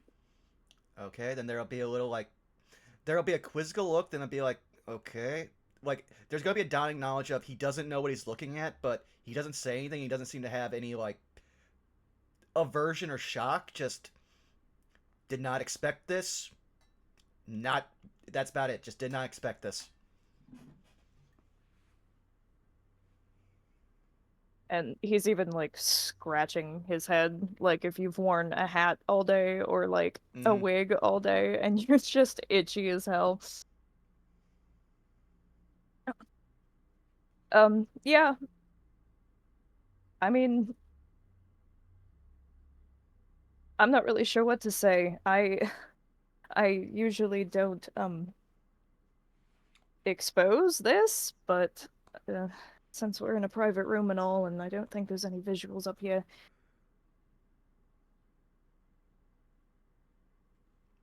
okay.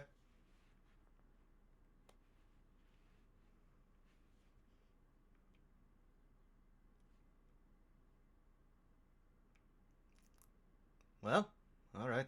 He just goes back to drinking. He's actually kind of shocked that you don't care, Branson will probably. but I would say this. How visible is your shock that he doesn't care? he is staring at you a little astoundedly. I am a man with two mothers, one father. None of them are romantically involved. I am one of only like 3 people I've ever seen like myself. And I was raised in a very multicultural setting that was very tight.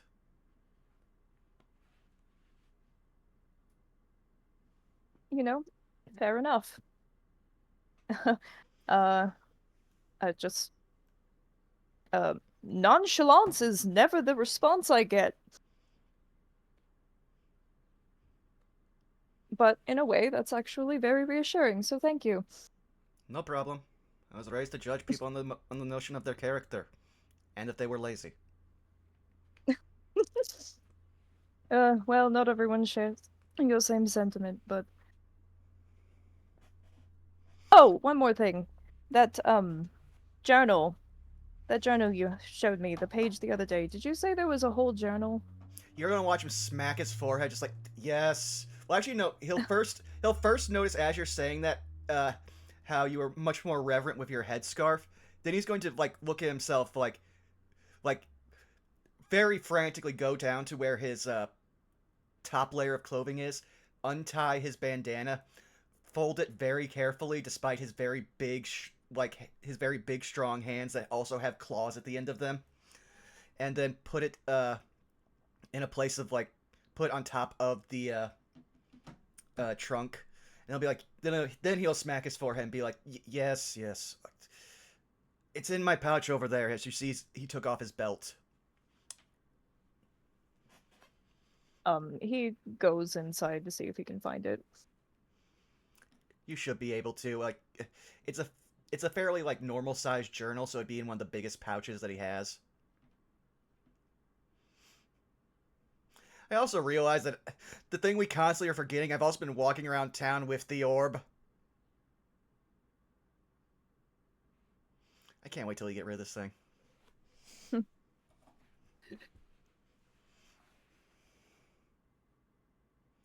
Yeah, he'll grab what he thinks is the journal and like show it up to you for approval. Yes, go ahead. It's that dead man's journal, and he was not of the mists, and he seems to have lived around the time that uh, Lena was alive. Do you mind if I hang on to it? I'd like to read it. Go right ahead. Honestly, if I will tell you this, I have a running theory. Now I'm going to lower my voice and ask you for you to come closer. He's gonna lean forward, like again, motioning for you to lean in. He leans in. I believe that the person who wrote that entry was onto something, and I believe everything ties back to our friend, the tavern keeper. Not this one, though. Though, Yes, as he remembers something, he will lean back Lucas, because right? as he remembers something, he will also lean back and say in his normal voice because this is not secret. So also, I got some clarification from Clem. Um, so it's a thing here. People can just be born without souls. They're called the soulless, and they just are mostly given manual labor and not treated and just not treated poorly for it. So that's something to get used to. He shrugs. Then he sears faces again and just goes, I believe the reason that the cult with no name has no name is it's tied to our friend Lucan. Now, the church with no name, I think that's a theological thing that we could ask Clem about, but I don't really get religion. I was just raised to worship Garl Glitter Gold more ceremonially, just as a thing you merchants do.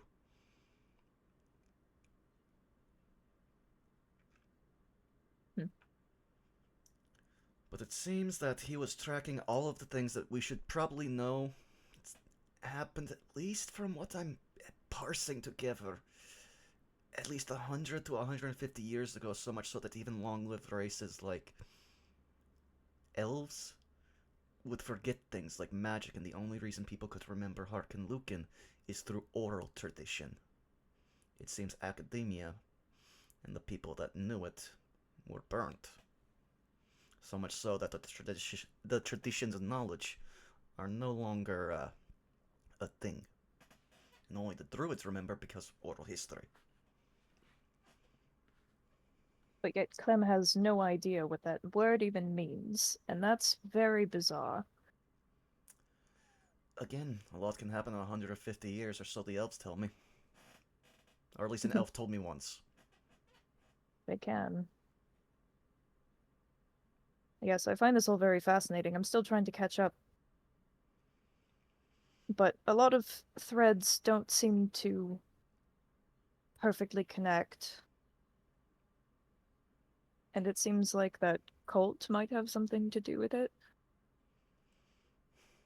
Well, By hopefully. deliberately, Mhm. controlling memories, or at least trying to dictate who gets to remember what.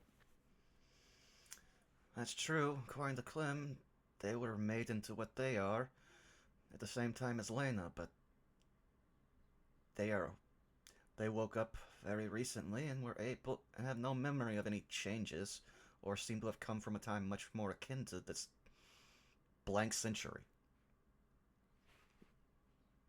Well, and the only time there is ever any missing time in history is when people are trying to hide something.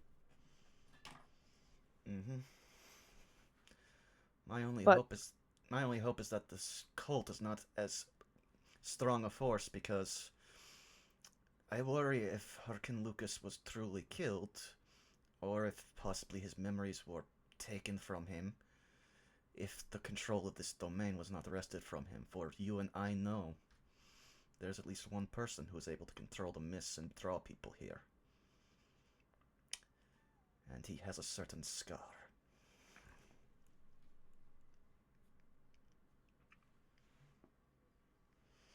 absolutely. But no, I'm curious to delve into this. Maybe I can make something out of something. I have a feeling it also pertains to me in some way, which is very unsettling, but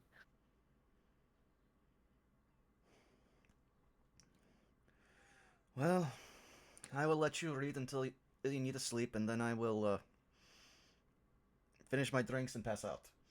Uh, Try to sleep more towards the wall, so that way, in case something does try to get in, or you make a sound on or something startles you awake, I'm less likely to hit you with my axe. He has just gestures to one of his throwing axes literally on the side of his bed, and his other axe is propped up at the wall, so that way it'll be at hand level for if he needs to grab it. he kind of rolls his eyes, but nods and gets into bed, kind of tucked into the corner of the wall as much as he can comfortably.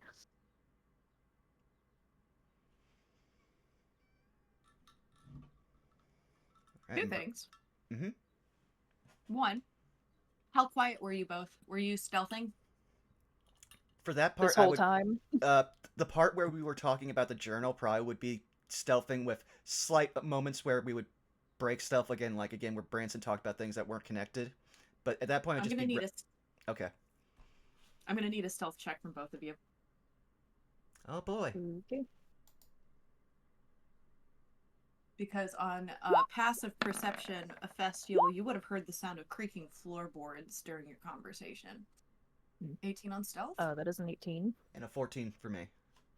Okay.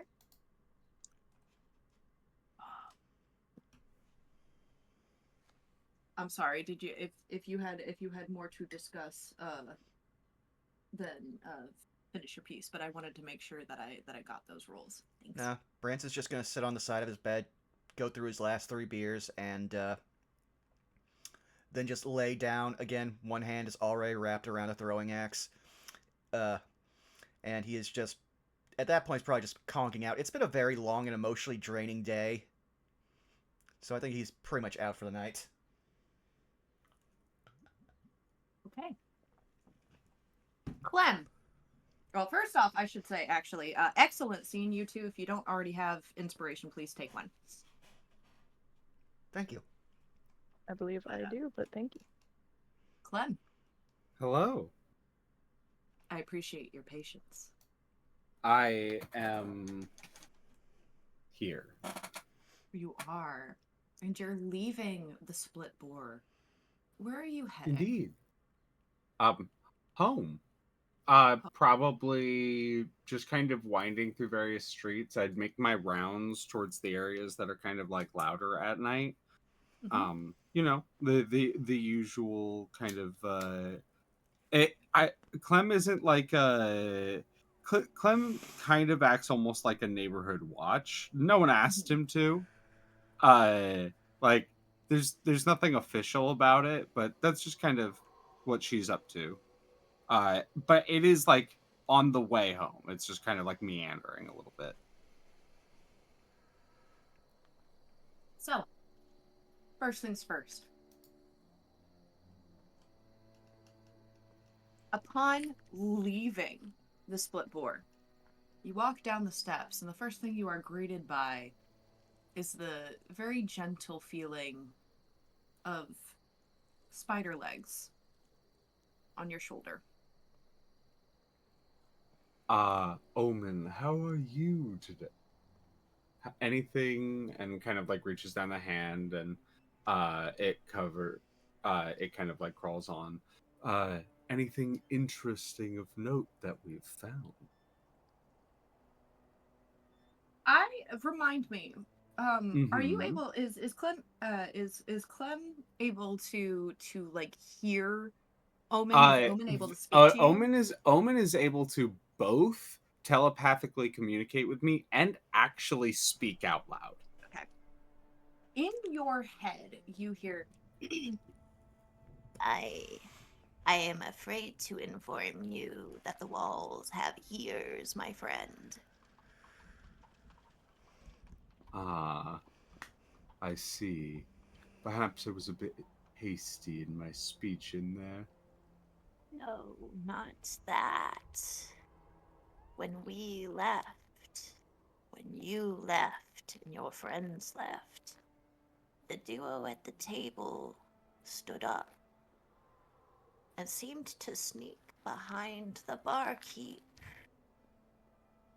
into that room behind the bar, and they have not left since. I think they are still there. Are you potentially able to find a way in? Perhaps we could, if they were listening to us, perhaps we could know what they are up to. After all, that is custom. Quite it is. I can sneak between the cracks of the wall boards, between the door and the wall, if that is what Clem desires. Just be your usual amount of careful. And I'm going to reach up and I'm going to kind of tap the spider kind of on the thorax, and a like little poof of mist surrounds the spider, and then it is invisible Amazing. as Omen can go invisible at will. Yep. One more thing. I just kind of cock the head as if listening. I saw movement in the alleys up by the wharfs. Someone darting between alleyways. Perhaps I shall make sure they are up to no mischief. And come to think of it, individuals inside tend not to appreciate the many legs. Perhaps something that scurries quietly between the floorboards is more apt in this circumstance. Right. And like auditorily rather than like you act like we would hear like the scuttling of little clicky feet moving away from Clem as they separate. And they can still communicate with me within 120 feet. Mhm. And I'm just going to slowly make my way towards the alley that I was directed towards. And you are familiar enough with the layout of the town to, or the city rather, to understand that like where your home is not far from the wharfs. So as you're moving, why don't you go ahead and roll me a perception check? Oh, happily. I love it. Ready? You ready? You ready for this? 15. Flat roll. The streets, as you know them, are supposed to be quiet. As anyone knows, bad things happen to those out late at night. And yet, you notice two particular things on your way and when you get there. One, on your way there, you hear, and I'm going to really quickly adjust my microphone settings to make sure that you hear this, as I know that my mic likes to be incredibly selective. I understand. I do hear.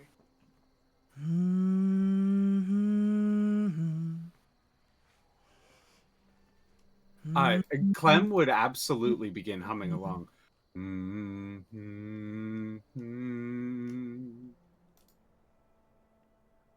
And as you hear this low, I mean, I have to firmly above board apologize as I cannot hit the deep baritone and bassy tones that you are hearing in your ear.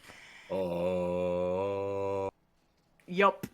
But you are hearing a very low humanoid hum. What strikes you as interesting is not, oh, I don't know, maybe 2 blocks down. You can clearly, I'd say actually closer, a block and a half, because you can see it happening.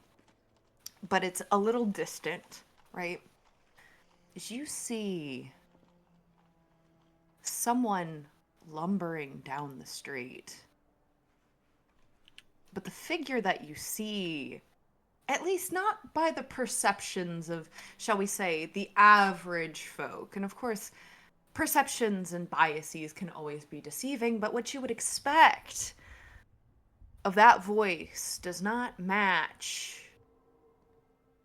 two things. Number one, the direction of this figure, and number two, the appearance of this figure, as they appears to be of feminine of form, in casual commoner's clothes,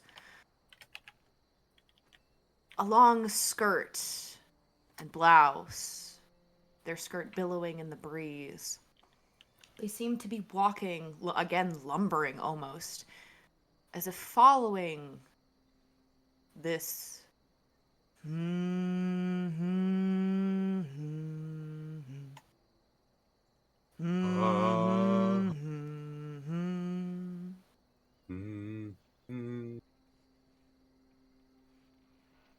You just watch as this person just continues to amble down the road.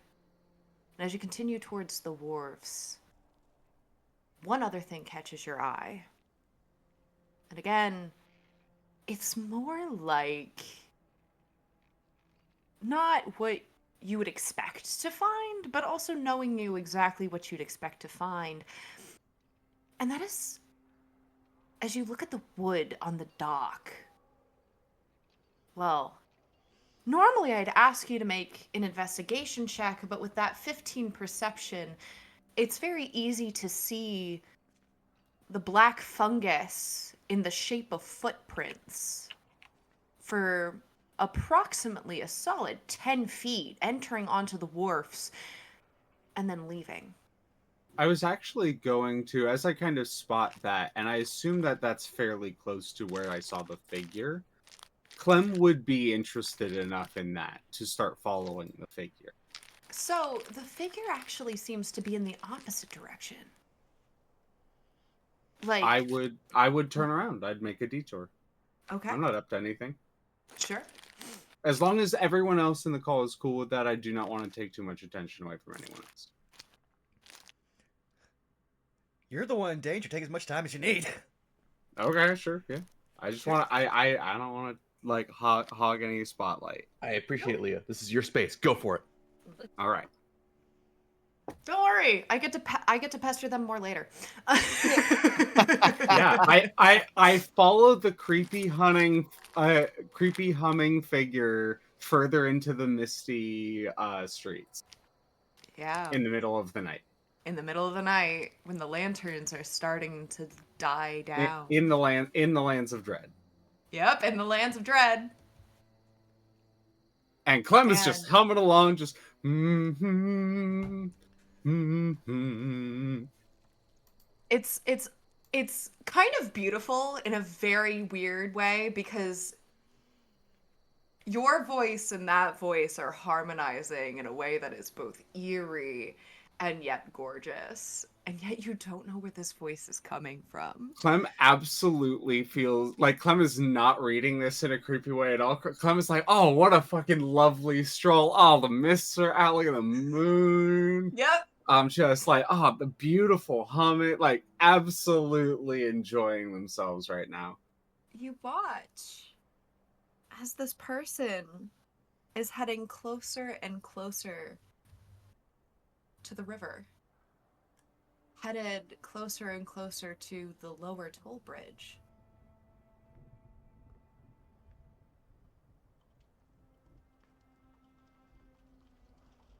You watch as they begin to lumber onto the toll bridge, and it's wild because you swear, by all accounts, a person's voice should not be able to travel this quickly and retain that same level of volume. At least not naturally.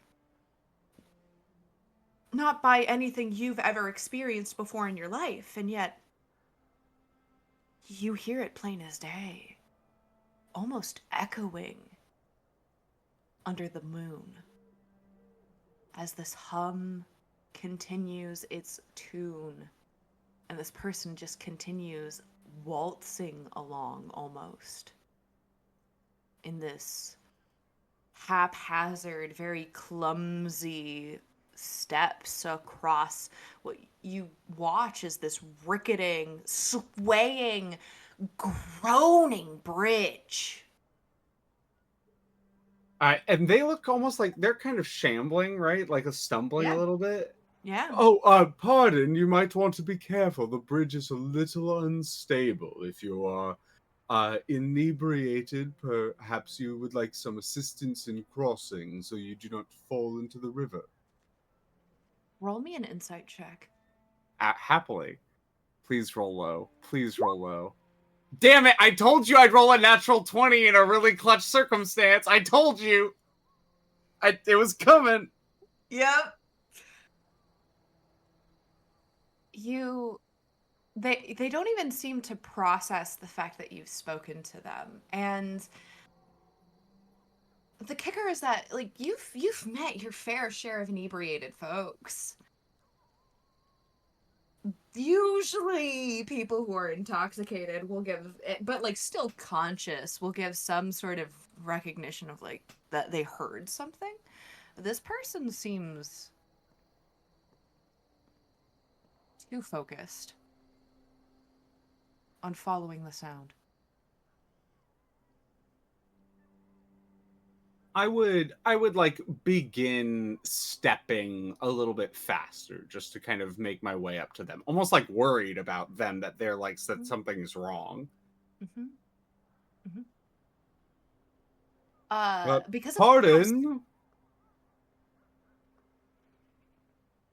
once again, you receive no reply, and it takes nothing.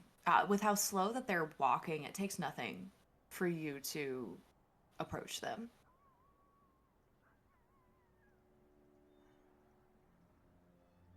Pardon, are you okay? Can you hear me? Are you all right? Roll me. This time, I will let you choose. You could roll another insight check if you would like.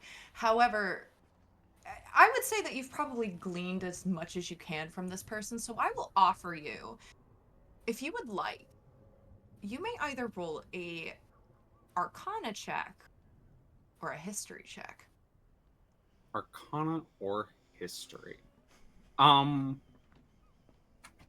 have a weird like this is neither of them, but it's another int skill, and I think it's more in Clem's pun intended nature to view this in a natural sense, looking at the person as if they are a being. Like, are they okay physically? Sure. Like, what kind of stumbling is it? That kind of thing. Roll me a nature check. 20 flat. Flat 20. Well, first thing, the way that their eyes are almost glazed over doesn't look like inebriation. The way that their pupils are dilated, for once, you know, you're not 100% certain, because certain types of inebriation can cause pupil dilation, but you know alcohol doesn't do this. You also know, by the nature of the stumbling, there's almost a rhythm to it. There's something about it that is still musical. Like they're trying to step along with the measure of the humming, but because of their lack of shall we say sense about them, it's off, right? It's not. I think if you're okay with it, this is when I would roll an Arcana check. Yeah. Not that it's a great roll. I think this is when Clem would have that inkling of, oh shit, is magic involved. Yeah. There's something about you've not, and here's how I will flavor this, right? You have seen enchantment. You did a little bit when you were in the cult and doing cult activity. It's not the same, but you do recognize some of the tells of when someone has been enchanted through either magical or shall we say natural means. Natural being, of course, if a specific species of person is capable of doing such a thing, right? Clem would. My deepest apologies. If I could get your consent for this, I would. But I feel like this is a desperate circumstance, and I'm going to attempt to kind of the loosest part of them they can. If it has to be their shoulders, it can be, but like either a belt or like a strip of cloth or something. And I'm going to try to like pull them slightly to almost like break them out of the rhythm that Okay. they're trying to step to. So, pun intended, roll with me on this one. Yeah. Because I understand you are not attacking this person, but Mm-hmm. because of the nature of certain enchantments requiring, Mm-hmm. an attack, I'm gonna say to mechanically rule this, I'm going to ask you to roll me a melee attack roll on this person. All right. I think this is rather fitting, and I think this makes sense. I'm going to because it is. I think this makes the most sense, and this is as we've talked about, of course, non-lethal if it even comes Oh to yes, that. no, not at all. But Clem is just like literally grabbing some of the cloth around them and like yanking it, and I am going technically using their own clothing as a improvised weapon. That's a 13. Yes. Yeah. So it's interesting because you seem to do that and it seems to work as like they almost like shudder, like when like a shiver goes straight up and down your spine and you kind of like your entire body just kind of jolts for a minute. Mm-hmm. It's like that. And this person just like almost for a minute loses their balance and they look dazed. There's like a soft Instinctively, like not even like just in case, like I wouldn't even recognize as my like in the same motion I kind of yank, and as my bonus action I'm gonna wrap my arm around their waist and kind of drag them 5 feet away from the bridge. Okay. And I'm going to use my bonus action to grapple. Sure. Yeah. It's not even that. It's Okay. for the sake of Yeah, things. it's more not even just a like roll. this is like Yeah. instinct at this Yep. point. Yep. And for the sake of things, I'm not gonna have you roll it because they're not resisting. You do so fully with success, and they're clearly not strong enough. To fight back. Oh yeah, with Clem, like Clem straight up lifts them off the Yeah. ground and like moves them away and sets them down again. Yep. And they. Oh god, my what? And Are you all right? they, Are you okay? yeah, maybe. And you see they're like even struggling to put words together, like they're trying to re-grasp on reality. And while you're doing this, remind me, what is Clem's passive perception? 10. Okay. Roll me an active perception. Beautiful then. 10. 12. That's enough. There's a moment as you're like kind of like I'm imagining Clem is kind of like doing the lurk thing where you're like waiting to see if the person will give you the okay to, right? And you notice the humming's gone. It just stops.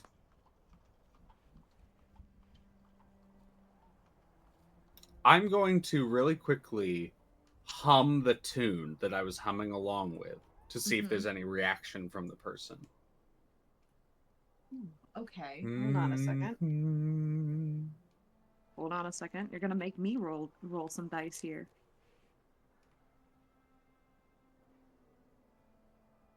Ooh, okay, yeah. You notice almost immediately there's like a clarity of recognition, and the person starts nodding. They're like, yeah. Was that you? No, where did you hear it first? Oh. Gonna roll to see if they remember and or recognize. It's okay. Take your time. Do you need to sit down? Can I get you anything? I was going home. Perhaps I can mix something. I'm going to literally like reach around and kind of pull the belt around, and there's like a little, like straight up like a fucking fanny pack. And I'm gonna unbuckle it, and there's like a bunch of little vials, and I'm gonna take it out, and I'm gonna try to mix some sort of literally like a wake me up sort of tonic, Sure. and I'm gonna try to like fuck with my herbalism real quick. Sure. 15. Okay, yeah. I would say that's a success. Yeah. I take this. It'll relax you a little bit. It's a calming herbal supplement. You see this person kind of like hesitate for a moment, but it's just like shake their head and they down it. What exactly does this thing do? It's literally like nothing. Like it's not a mechanical thing. It would Sure. literally just be like a calming agent. Like it Okay, just like so it's like the it's like equivalent of anxiety relief. It's almost Right. placebo. It's kind of Right. it's like literally like strawberry cordial and like yeah. mint. Yeah, I was gonna say it's like when you inhale like Mhm. mint It's essential literally oil it's or something. jasmine, mint, and strawberry cordial. Cool. So they're like, okay, yeah. I thank you. Thank A little bit you. of lavender essence in there too. Yeah. I'm going home. That's what I'm doing. I'm Yes. going Do home. you remember where you heard this? Just so you can stay away from there, and I can go check it out. I don't know. Was it by the docks? No, I don't remember. I remember. What was the last thing you No. remember? I remember I wanted to go home. I don't You remember wanted to where go home. from Where though. were you? Don't remember where from? No, I don't remember where I was last. What was the last thing you remember prior to wanting to go home? I was at the inn. Which inn?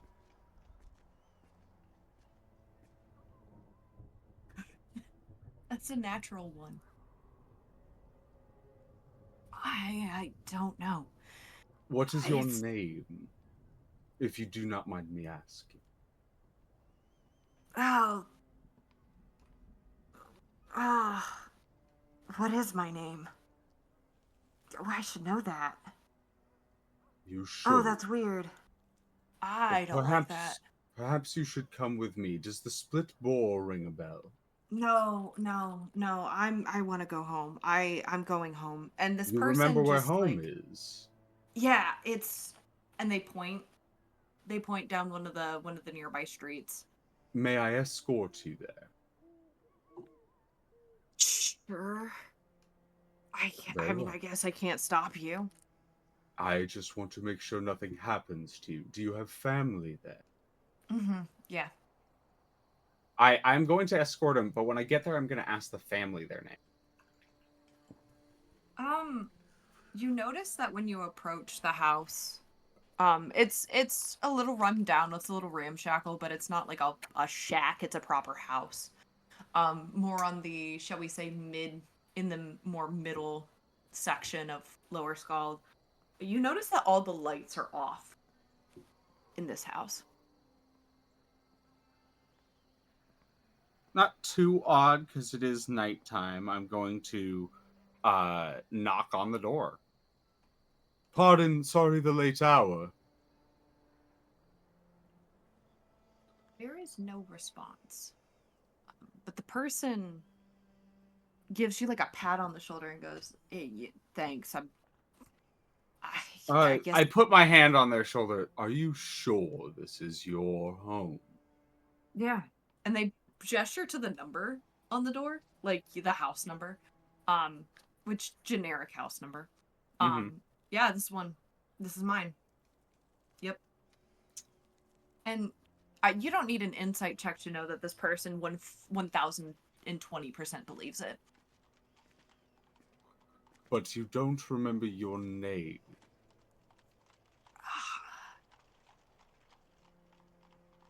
It's coming to me. I'm sure it will. I just need to get myself together.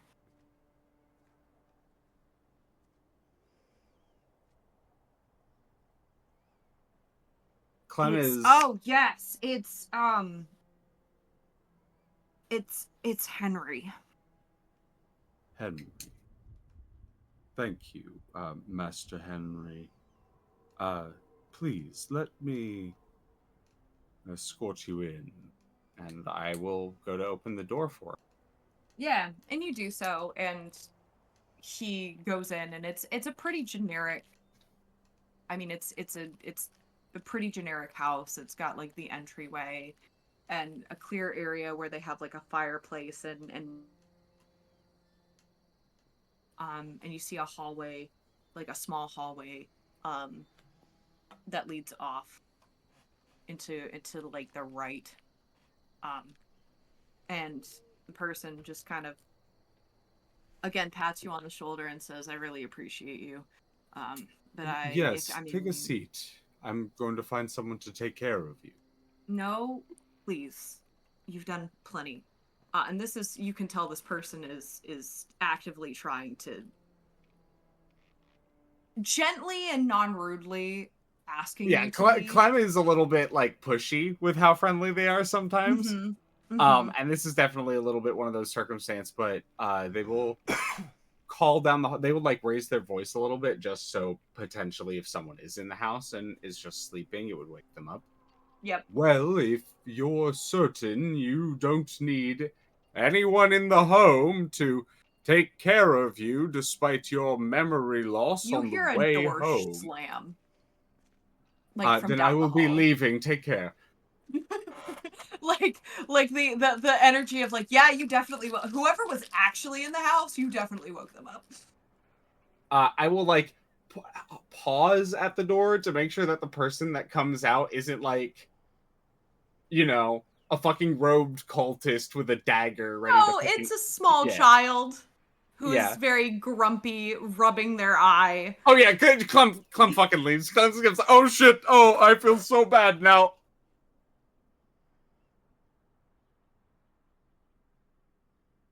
And you take off.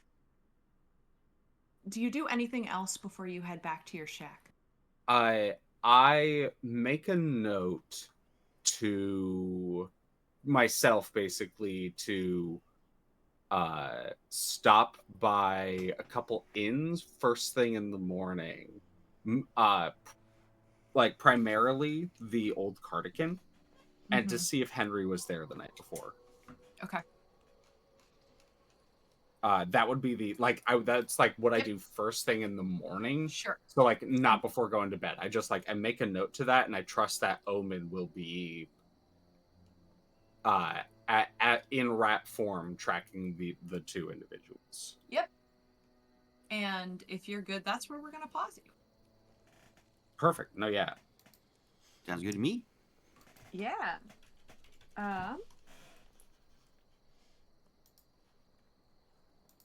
Yeah. Making a note of the time. We're still good. Yeah, so at this point, Razvan, on your perception, you're still kind of awake, not fully in your lulled sleep yet. That's a question and a He would be trying to get some rest. It's been a long day. Okay. There is a knock knock at your door. Razan will take a deep breath out, slowly rise from his bed again, slightly clear his throat, adjust his clothing, and move towards the door before opening it.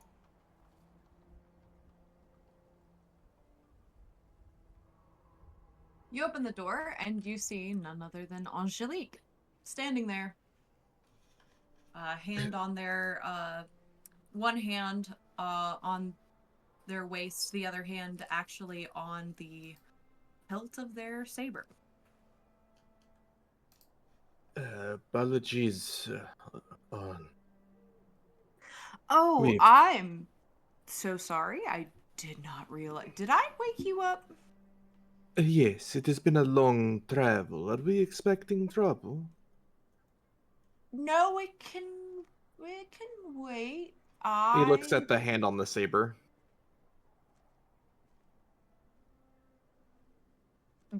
With your permission, they are going to insight check you. Sure. You are welcome to, if you have anything to if you're trying to hide or, you know, be inconspicuous about looking at the saber. Go ahead and roll me He's trying to make it Deception. obvious. Like he's looking at Okay. the saber to be like, "Hey, is there trouble? Like, what's with the sword? What's going on?" Roll persuasion then. Natural 20, 27. 27. Oh, no. Sorry. I just that's habit, sorry. It's that time of night. No, I wanted to ask you a little bit about your group. But if this is a really bad time, then of course I can take my leave and I can let you be, and maybe the next time we cross paths, I can prompt you then. It is no trouble. Give me one moment, and he'll just kind of move over towards the chest, grab his hat, and the rapier from the bed, kind of put it back on his belt. Where would you wish to speak? Whatever makes wherever or whatever makes you most comfortable. And I would prefer to speak in an area closer to my friends in case any trouble would find their way. So hopefully not too far from here. Oh, certainly. I mean, I'm not staying at the Split Boar Inn, but of course, you see them kind of mulling over options. Uh, Given the fact that downstairs isn't exactly the most private area, you can see that they're trying to postulate other options. Uh, please, if you wish, you may come inside. I will take a seat on the chest. If that's all good with you, then I shall go ahead and do that. Razvan will move aside, letting them in. And they deliberately don't stand in front of the door. They keep a bit of distance between themselves and the door, as if making sure that the door is accessible. Razvan will slowly close the door and move over to the chest, kind of sitting cross-legged, leaning against the back to just be as inviting and non-threatening as possible. Mm-hmm. So, you'll have to forgive me. You understand. Word travels like the wind. Uh, and of course, given your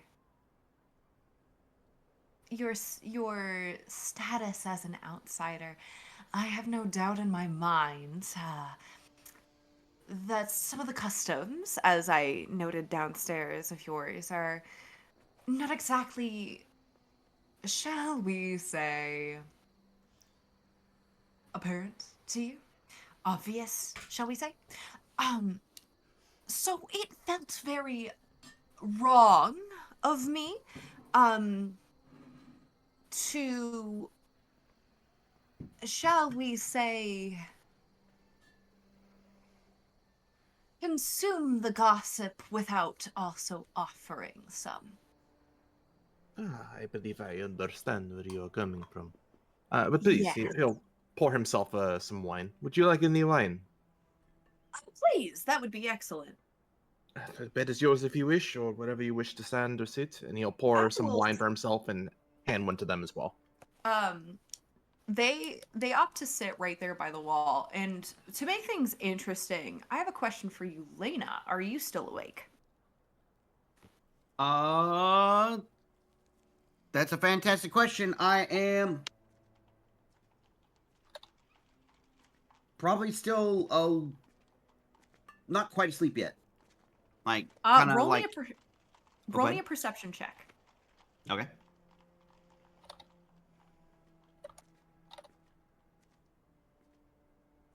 Perception. Let's see, Evan. This just sets a DC in case they decide to be stealthy, because otherwise you can hear the whole conversation. The walls are thin. Okay. Unless, of course, you choose not to eavesdrop. I will leave that up to you. But again, this just sets a DC in case stealth rolls are necessary. Mm. So, they, like I said, they're gonna sit right there. They take the glass. They actually offer you kind of like a cheers gesture as they sit down very elegantly. Um, so I figured it might be beneficial to, at the very least, give you an insider scoop as some of the, well, the people that might be peering in your direction, might have an interest of you, might be people that care, shall we You, say, about the rumors of this band of strays who summon. Again, is it black or is it blue? Because I've heard two different things. well, before we get too far ahead of ourselves, I do not believe I formally got your name. Angelique Biscay. Razvan Fleur. A pleasure. He'll raise his wood mug. Norok, as a cheers. I am one of the few bards in Skald that are, shall we say, up and coming, that are building reputations for themselves, that are seeking out notoriety, in a sense. And like I said, it felt, I don't know how to explain this, disingenuous,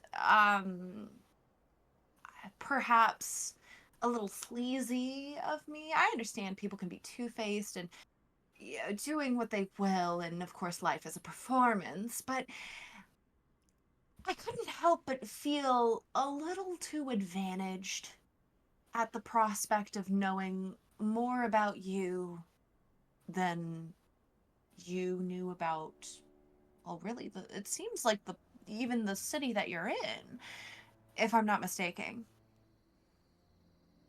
Well, the business, I will admit, was quite public on our display here. Simply assisting one lychee Dordo to their caravan. Apparently, they Right. have business here. So we thought, wait, we are new to Kartakass, and we would like to see a larger city of sorts. And we heard Skald is that place, so our interests aligned, and now we are here. And now you are here. You're doing business? You're doing just because? I mean, I've never heard of anyone from outside of Kartakass. You'll have to forgive me. They kind of look at you with this sense of like they almost don't believe you when you say that, but they also seem to acknowledge the fact that you clearly are of different dress. You look a little different, so to speak, and they're acknowledging a cognitive dissonance here that they can't quite put into words. Oh. Not all of the company that I traveled with has this same reason for being. All of us are wanderers of sorts and have reasons and questions to answer, save myself. I merely mean to assist them in answering these questions. Understood. Fascinating. Well, then I guess this bit of information that I was hoping to give you might actually serve your benefit. That's one will nod. I'm sure you're familiar, or are you not familiar then with the sort of power structure that be in Skald and in the other cities as well? I have heard conflicting pieces of information. Perhaps you can enlighten me on such things. So, the way that it goes, the way that things are always done, the way that things have been done literally since anyone can remember, since the dawn of time, the creation of Kartakass, if you will, uh, is the fact that the most powerful bard,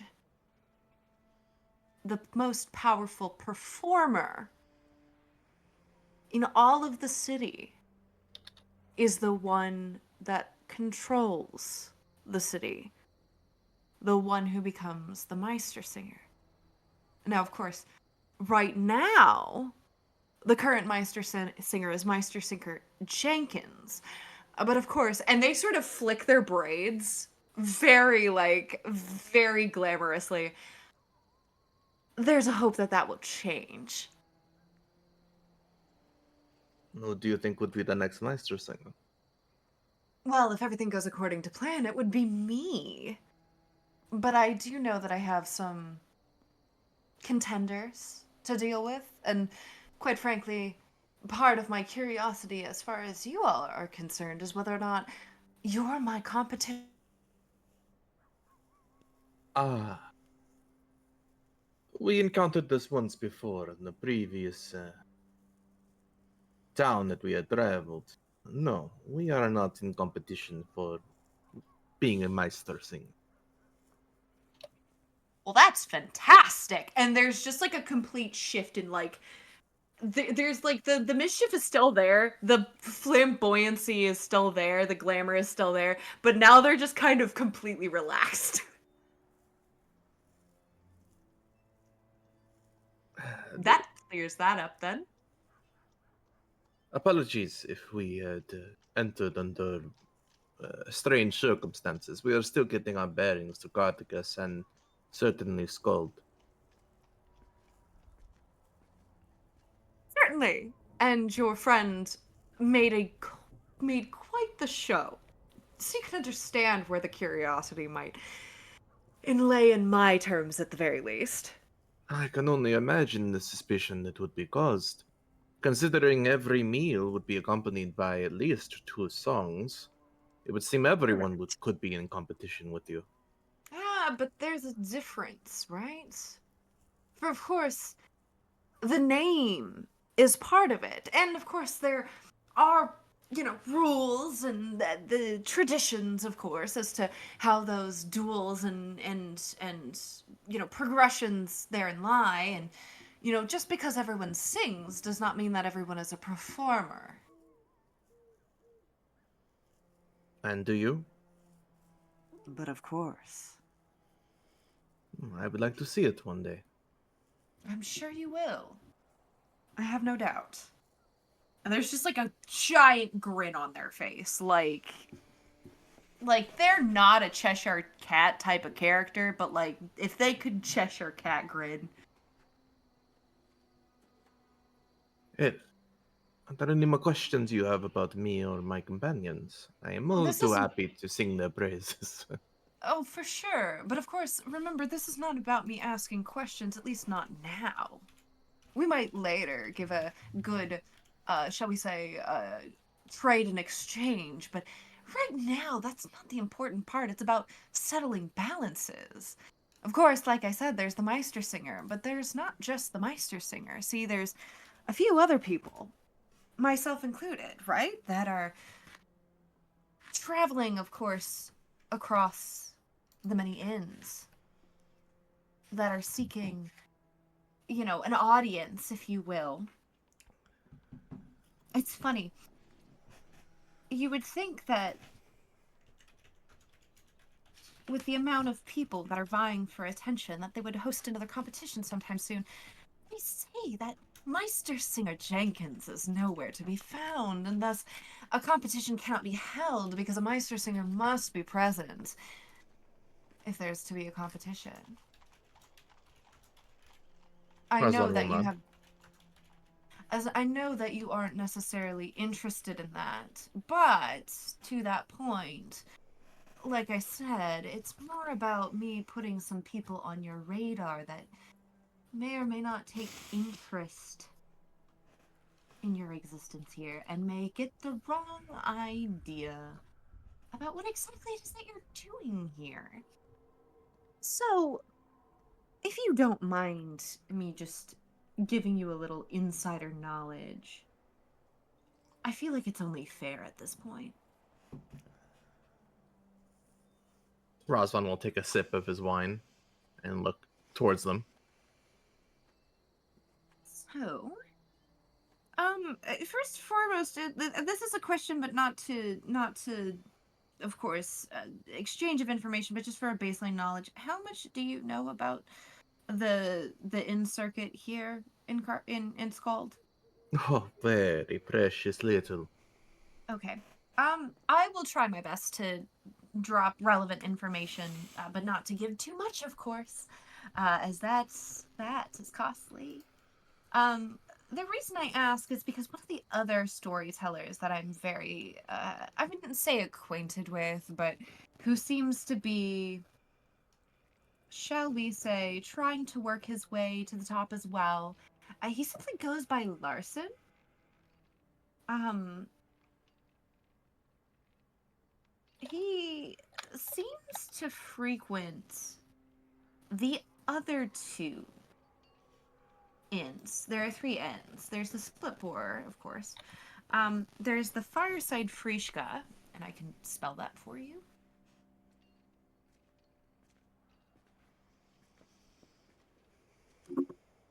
And the Old Cardigan Inn. It is said that the Fireside Frischka, being an upper class establishment, is really difficult to get in if you're not upper class or if you don't have an esteemed notoriety.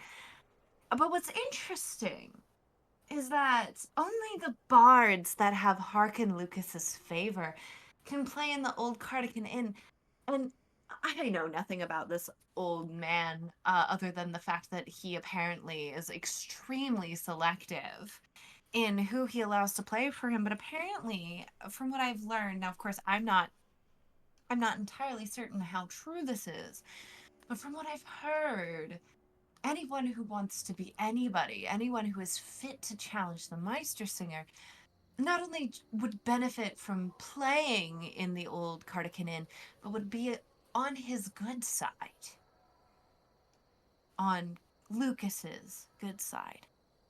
Apparently that's very difficult to do, and it's a thrilling challenge. I've yet to accomplish it myself. Interesting. I suppose I will keep that in mind. I only say that because I know Larson, being one of the people who is trying to make it, frequents those two, or at least he did. I don't know when the last time he actually went to the Old Cardigan Inn was.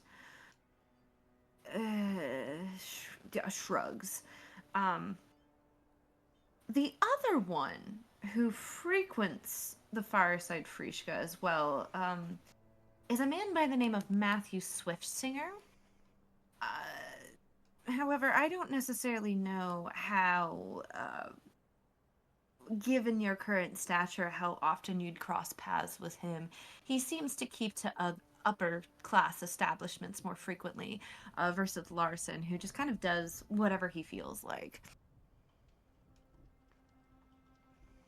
The only reason I point these out is, aside from other, I'm sure your friend has told you, and if not, we can arrange a discussion, a trade perhaps. But those are some bards that might keep you all on your radar. But something tells me that it's not just bards that are going to keep an eye on you.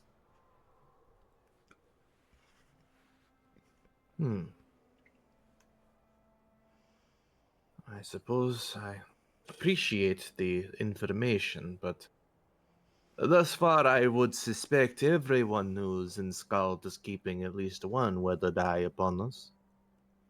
That's completely fair. You are outsiders, of course. Yes, something that I realize is far more rare than where I am from. Although, with the way that people were acting at the very least downstairs, they treat it like it's not something that they don't deal with on occasion. We have had some folks here and there who have popped in, made a show of themselves, and then vanished. Oh, but that would be oversharing. And there's just a sly grin. Roll me an insight check. All right.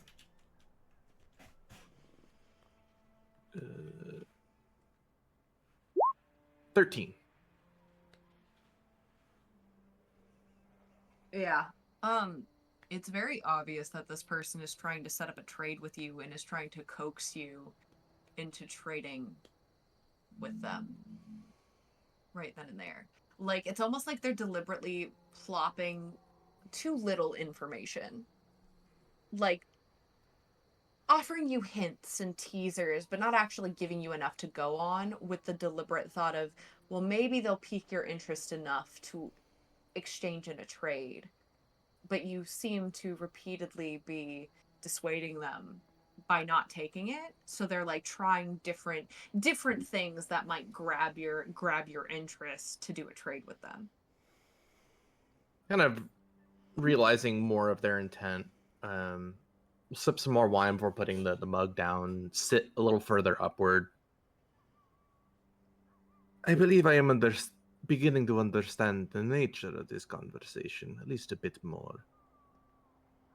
I have not seen, since my arrival in Kartakass, a spark of ember within the forests around. I assume it is far too wet to make forest fires a normal thing. But where I am from, when the pines catch ablaze, creatures of all sorts get removed from their homes. They scatter wherever they will, and whatever nature they encounter, they now must unlearn what they knew and learn to adjust, to adapt where they are now. That is me and my companions. We are creatures scattered from where we are from, suddenly and quite unknowingly moved to a place that we are not accustomed to. We have tried to make understandings of our surroundings, but have learned not as much as perhaps you'd like. That being said, if you wish to exchange information of any kind, I'm all too happy to answer any questions you might have. I only fear that I am perhaps the wrong person to ask. Understood. Then who should I ask? My dear friend, Branson, is quite keen on trying to find something very specific. My other companions also probably know quite a bit more than I do on this given area, but Branson is somewhat of our intrepid fire that moves us forward in a lot of ways. Fascinating. Then if that's the case, I will be sure to prod him at the next time I have an available opportunity. Please do, but if you do take that course of action, I would recommend offering a bit of libation to ease his discomfort. He's not one to reveal information lightly. Good to know. I'll keep that in mind.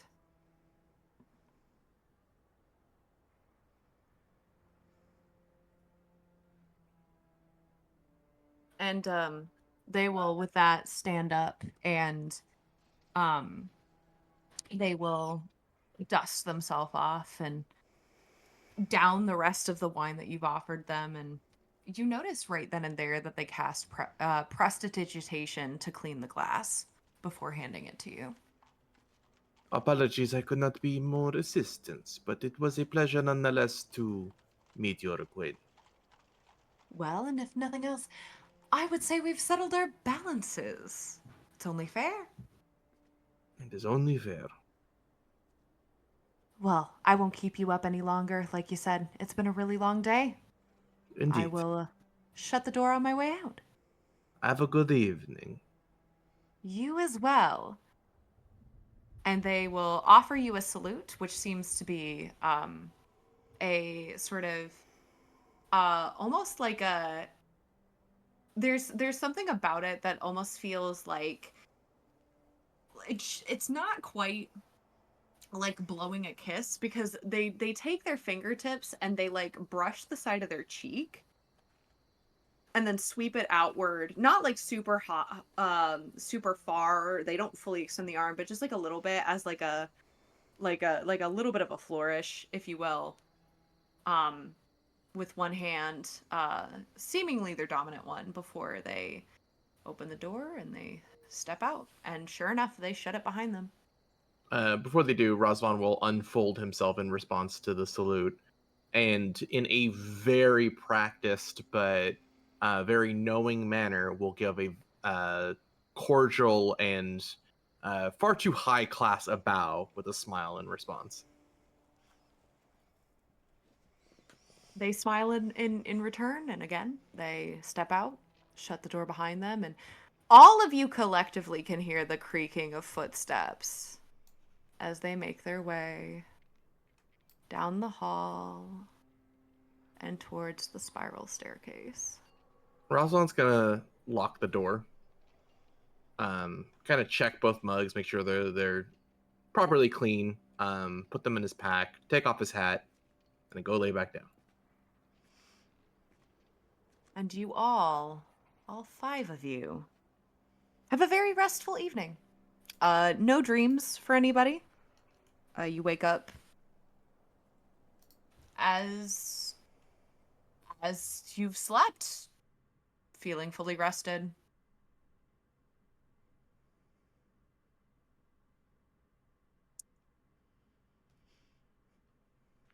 And before we end tonight's session, we will pan once more over to Clem, who is greeted not just with the morning light, but with a set of paws pressed against her face.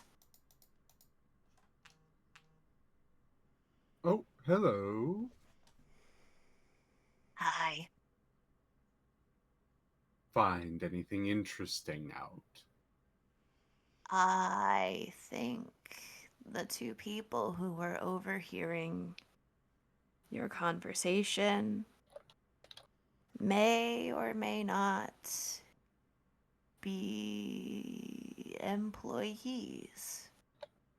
As when I followed them, they seem to be talking about the rumors that are emerging of your new companions, and I followed them out last night and followed them to a door that had a crescent moon Ah, dripping. yes. As I suspected, but I appreciate the confirmation. This accelerates what will likely happen, but it does not particularly change it. It does, however, solidify my involvement. It seems we have found the individuals we will be throwing our lot in with, and we have to make our move soon. I will say to that point, no one from their side seems to be making any moves.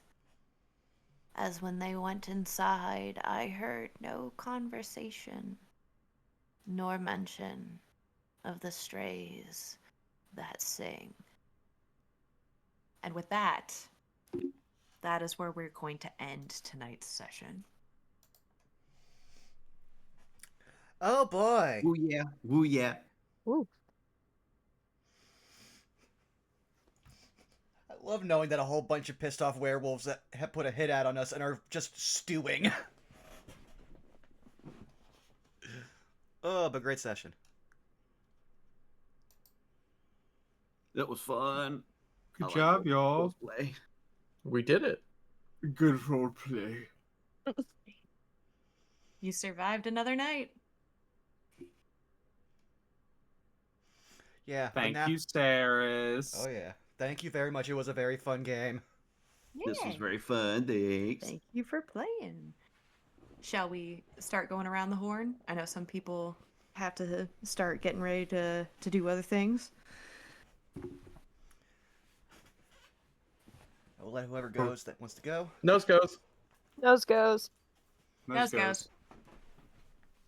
Skelly. Skelly. Ooh, All right, you hate to see it. I'm fine doing it. Skelly Hi, got I'm got. Skelly Alpha, and I keep getting forced to go first. You can find me on Blue Sky and Twitch Minor. under the same name. I'm just sitting here, man. You can find me tomorrow on my stream with Zeris and Pepper playing y'all fair game. It's gonna be fun with a bunch of silly cats. But the rest of the schedule is currently being developed. I got to DM some people tonight, see if they want to set something up. And I will have the schedule posted tonight or early tomorrow. It'd be one of the two. I'm slowly fading back into playing a crap ton of Minecraft, so expect that on the docket for sure. Other than that, I'll probably be working on D&D stuff sometime in the week. And from there, I will pass it over to Leah. Ha! Zan, I'm Skelly's new favorite. Fuck. And you took my bit. No.